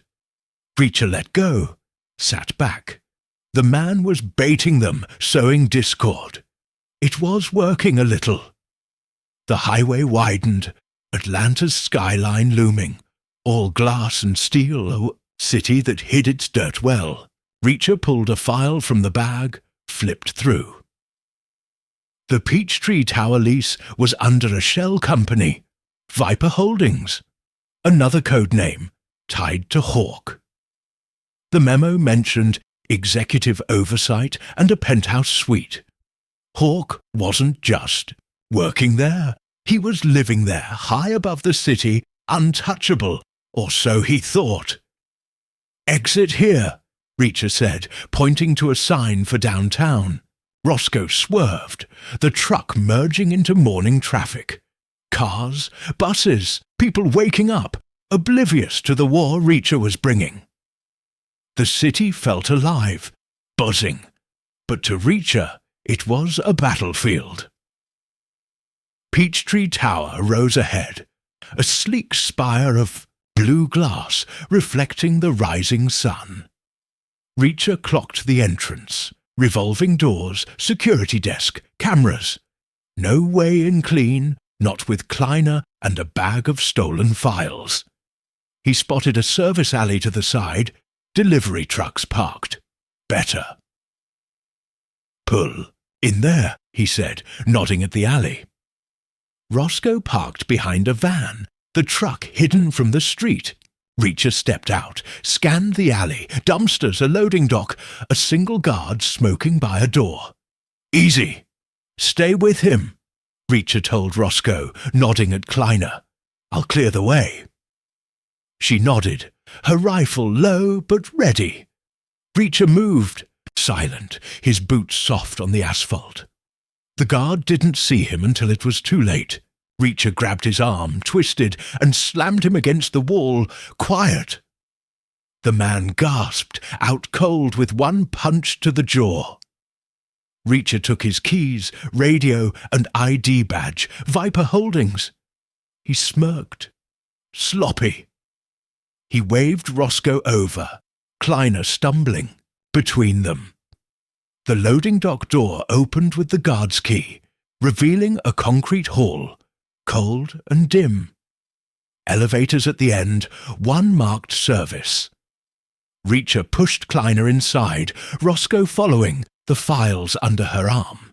He hit the button for the top floor. Penthouse. If Hawk was there, that's where he'd be. The elevator hummed. Slow. The numbers climbing. Reacher's pulse stayed even, but his senses were sharp, every creak and hum registering. Roscoe's face was pale, her eyes darting. "If Hawk's there," she said, "he won't be alone." "Good," Reacher said. "More to hit." She almost smiled, but it died fast. The elevator stopped, doors sliding open to a plush hallway. Carpet, gold trim, a single door at the end, heavy oak. Reacher stepped out, Glock raised, Roscoe covering Kleiner. The hall was quiet, too quiet, like a trap waiting to snap. He reached the door, tested it, locked, keypad. Kleiner's eyes flicked nervous. "Code," Reacher said, his voice a blade. Kleiner swallowed. 7291. Reacher punched it in. A click, and the door swung open, revealing a penthouse suite. Glass walls, city views, leather furniture, empty at first glance. Then a voice, smooth, familiar, from a corner. "Welcome, Mr. Reacher. Hawk." He stepped from a side room, mid-50s lean, in a tailored suit, his hair dark with streaks of grey. His eyes were cold, amused, like a cat with a mouse. Two men flanked him, big, armed, rifles ready. A third stood by a desk, holding a laptop. Finlay, his face bruised from Reacher's fist, his gun aimed. "You brought my friend," Hawk said, nodding at Kleiner. "And Detective Roscoe, how touching!" Reacher's grip on the Glock tightened, his body loose but ready. "You're Hawk." "And you're a problem," Hawk said, his smile thin. "But problems can be erased." Roscoe's rifle was up, aimed at Finlay. "Drop it," she said, her voice hard. Finlay laughed bitter. "You're dead, Roscoe. You and your drifter." Reacher's mind raced. 5 against 2. Bad angles. No cover. He needed to shift the board. "Your empire's burning," said, locking eyes with Hawk. "Files are out. Feds are coming. You're done." Hawk's smile didn't waver. "Files can be destroyed. Feds can be bought. You, however, are a loose end." Kleiner shifted, his voice low. "Let me go, Hawk. I'll clean this up." Hawk glanced at him, dismissive. "You're as useless as Finlay. Sit." Reacher saw the crack. Kleiner, scared. Finlay, rattled. He moved fast, shoving Kleiner into one guard, knocking him off balance. Roscoe fired, her shot grazing Finlay's arm. He screamed, dropping his gun. Reacher dove, tackling the second guard, his Glock firing once, clean through the man's shoulder. The guard fell, groaning. Hawk was gone, vanished through a side door. Finley scrambled for his gun, but Roscoe kicked it away, her rifle on him. "Stay down!" she shouted. Reacher stood, the first guard out cold, Kleiner cowering. He grabbed the laptop from the desk, open, files loading. Evidence, maybe enough to bury them all. He tossed it to Roscoe. "Hold this." She caught it, her eyes on Finley. Reacher moved to the side door, Glock ready. The breaking point was here, and Hawk was the key. He kicked the door open, revealing a stairwell, narrow, leading up. A rooftop, maybe a chopper. Hawk was running. Reacher climbed fast, the stairs cold under his boots. The door at the top was ajar, city wind whistling through. He stepped out, Glock raised onto a rooftop.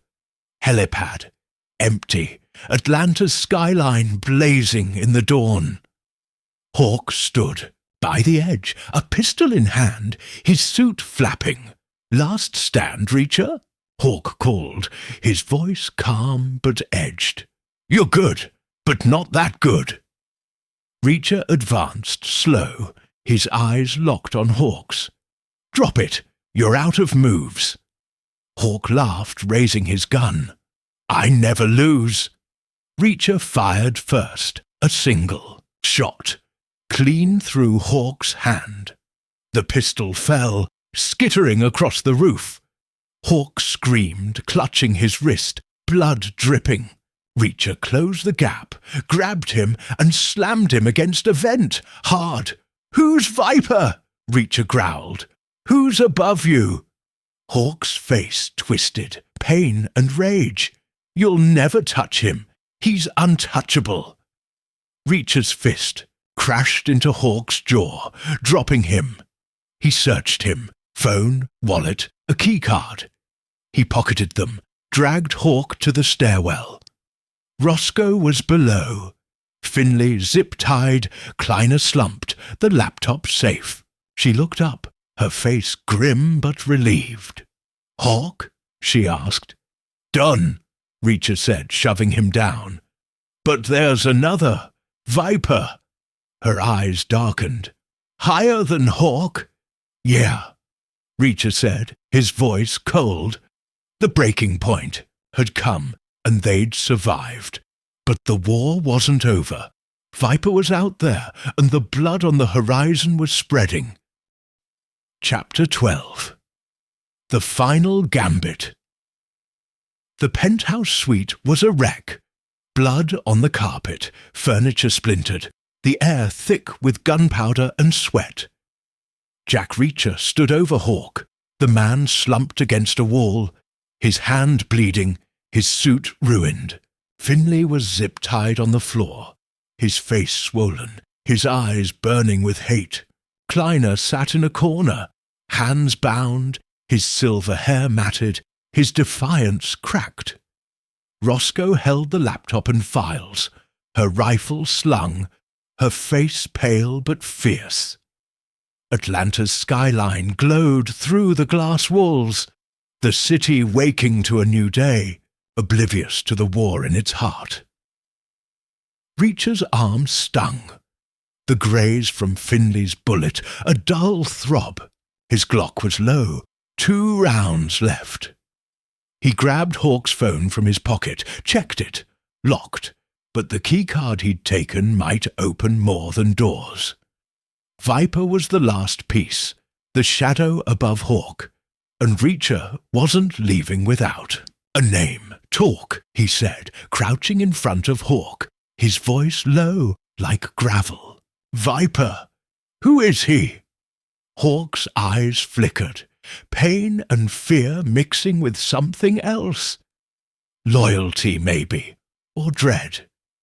"You're dead if you touch him," he rasped. "He's bigger than you can imagine." Reacher grabbed Hawk's wounded hand, squeezed. Hawk screamed, his body jerking.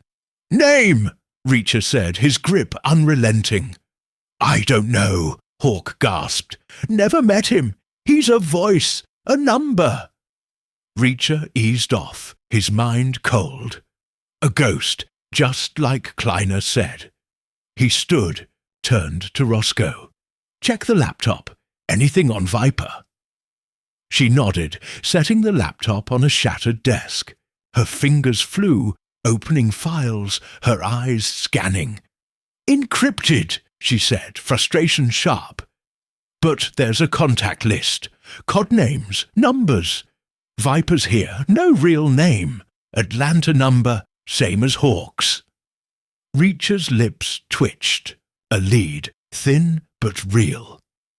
He grabbed Hawk's phone again, used the keycard to unlock it. Sloppy security for a kingpin. Messages, dozens, from a single number. Viper. The latest, sent an hour ago. Handle the drifter. No loose ends. Reacher showed it to Roscoe. Her face hardened. "He knew we were coming." "Yeah," Reacher said, "and he's close." He dialed, the number speaker on, the line ringing slow. Kleiner shifted, nervous. Finley's eyes darted like a trapped rat. Hawk just groaned, head down. The line clicked. A voice, deep, older, calm. "De Hawk, report." "Not Hawk," Reacher said. "Reacher, your operation's done. Kleiner's down, Hawk's bleeding, Finley's tied. Give me Viper, or I come for you." A pause, then a low chuckle. "Bold, Mr. Reacher, but you're playing a game you can't win. Walk away, or you're a dead man." "Been called that before," Reacher said. "Name a place. We end this." Another pause, longer. "You want Viper? Fine. Piedmont Park, North End, 1 hour. Come alone." The line went dead. Reacher's blood surged. A meet, a trap, but a chance. He looked at Roscoe. "You hear that?" She nodded, her jaw tight. "It's a setup. He'll have men, maybe worse." "Good," Reacher said. "I like worse." Finley laughed, bitter. "You're crazy, Drifter. Viper's untouchable. You'll die in that park." Reacher's fist silenced him. A clean jab to the jaw. Finley slumped out. Kleiner watched, silent, his eyes dark. Roscoe grabbed the laptop, stuffed it with the files. "What about them?" she asked, nodding at the 3 men. "Leave them."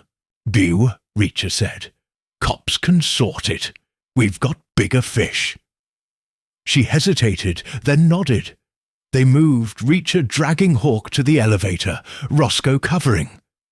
The hall was quiet, the building still waking. They hit the service elevator, rode down to the alley. The truck was there, untouched. Reacher shoved Hawk in the back, zip ties tight, and climbed in. Roscoe started the engine, her hands steady, but her eyes haunted. "Piedmont Park?" she said, pulling out. "You sure about this?" "No," Reacher said, his voice calm. "But it's the play." Atlanta's streets were alive now, cars honking, pedestrians crossing, the city humming. Reacher's mind was sharp, mapping the park. Open spaces, trees, paths, easy to hide, easy to kill. Viper wanted him alone, but Reacher wasn't stupid. He'd bring Roscoe, use her eyes, her rifle. The files were their ace, proof to bury Viper if they survived. Roscoe parked a block from the park, the truck hidden behind a deli. Reacher checked Hawk, out cold, no trouble. He grabbed the Glock, gave Roscoe the pistol from the penthouse. "It stay back," he said. "Cover me." If it goes bad, get the files out. Her eyes locked on his, fierce. I'm not running, Reacher. We finish this together. He nodded, respect flickering. She was cracked but not broken. They moved, cutting through an alley to the park's edge. Piedmont Park was green, sprawling, morning joggers and dog walkers dotting the paths. The north end was quieter, wooded, a clearing by a pond, perfect for an ambush. Reacher went first, his boots soft on the grass, the Glock low. Roscoe followed, 50 yards back, her rifle hidden under her jacket. The clearing was empty, the pond still, but Reacher's gut screamed, eyes watching. He stopped by a tree, scanned the shadows.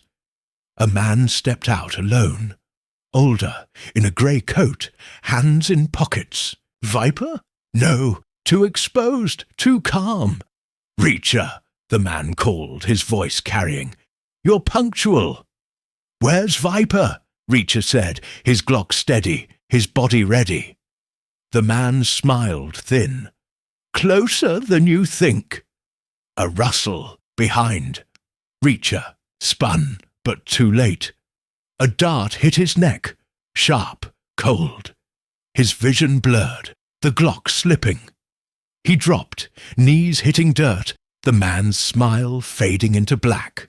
Roscoe shouted, her voice distant, then nothing. He woke, head pounding, wrists bound, in a dark room. Concrete walls, no windows, the air damp. A single bulb swung overhead, casting shadows. Roscoe was across from him, tied to a chair. Her face, bruised, eyes fierce. The files were gone, the laptop too. A man stood by a steel door, not the one from the park. Younger, hard, a scar across his cheek.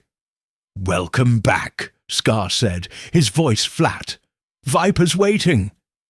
Reacher's blood burned, his mind clearing.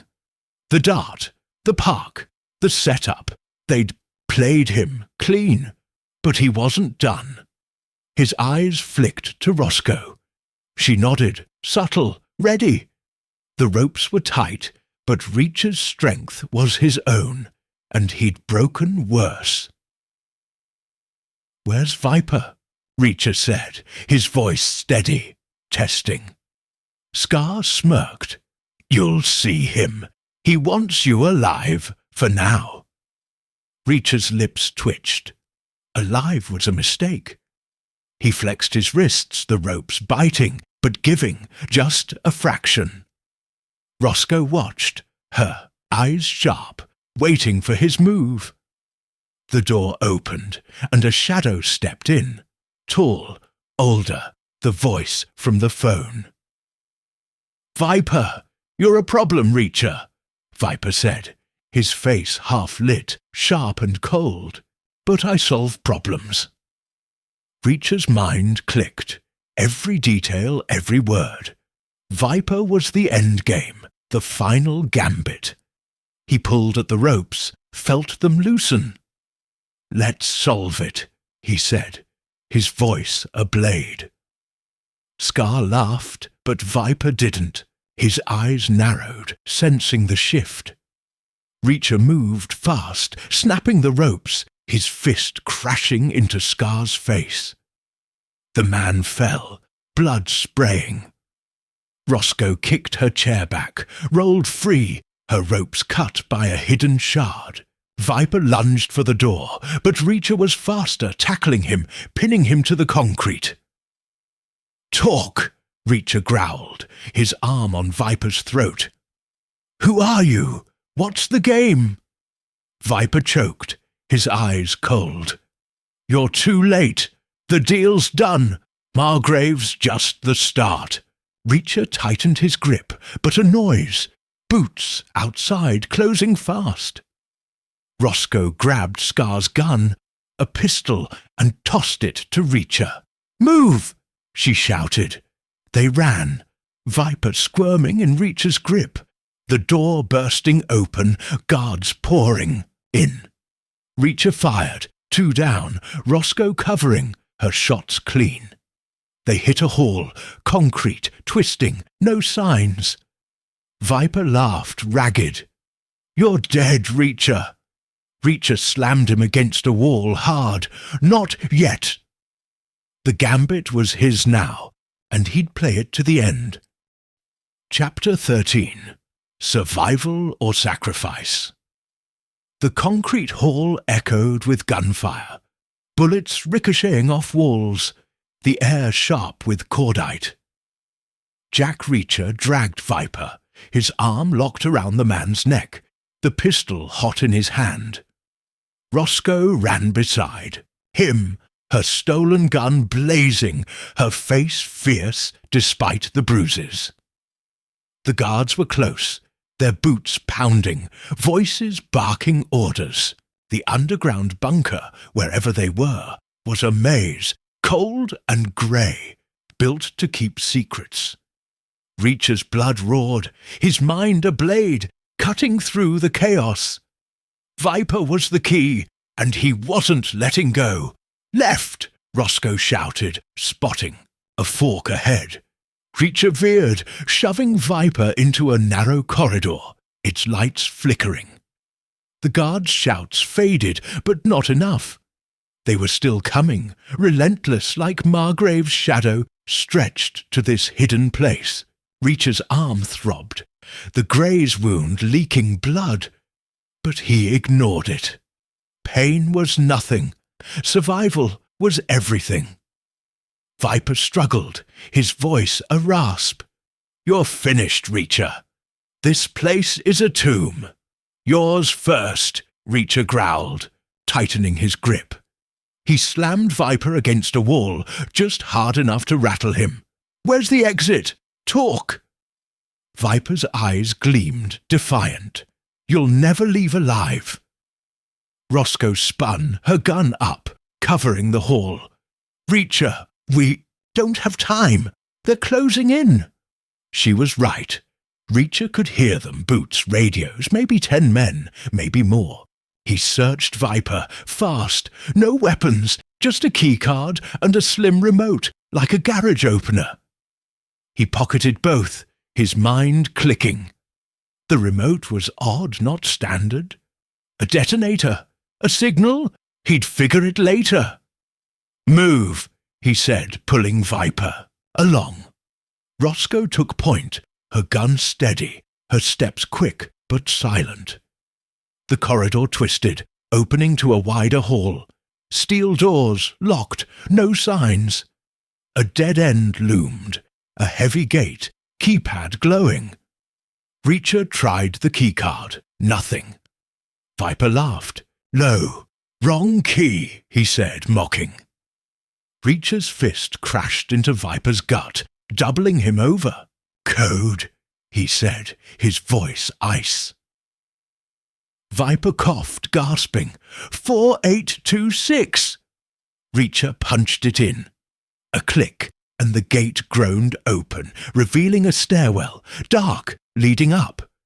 Roscoe went first, her gun sweeping. Reacher followed, dragging. Viper, his senses sharp. The air grew warmer, fresher, outside, close. But the guards were closer, their shouts echoing up the hall. They hit the stairs, climbing fast. Viper slowed, deliberate, his feet dragging. Reacher yanked him, hard. "Move, or I carry you broken!" Viper glared but picked up the pace. The stairwell ended at a steel hatch, rusted but solid. Roscoe pushed it open, sunlight blinding, the air hot and thick. They were outside, a gravel lot, surrounded by chain link and barbed wire. Atlanta's skyline was distant, the lot part of an old industrial site. Warehouses, cranes, abandoned.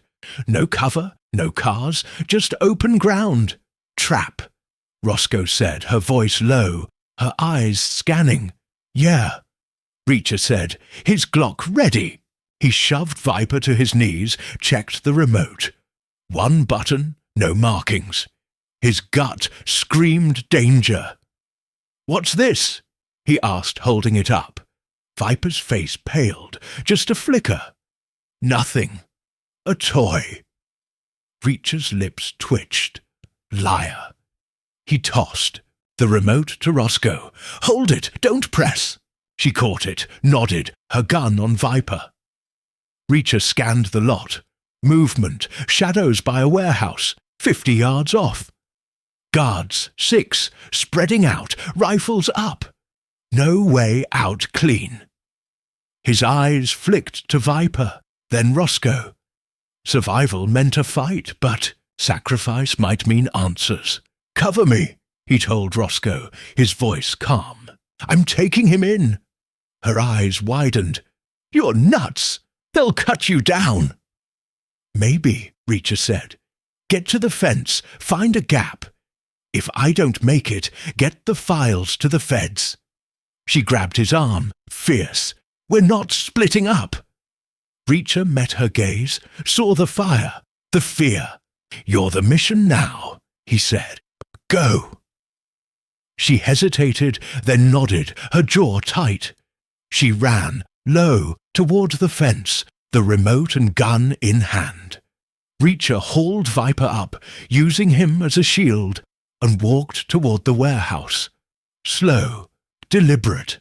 The guards froze, rifles trained, waiting for orders. "Hold fire!" one shouted, voice tense. "He's got the boss!" Reacher's lips twitched.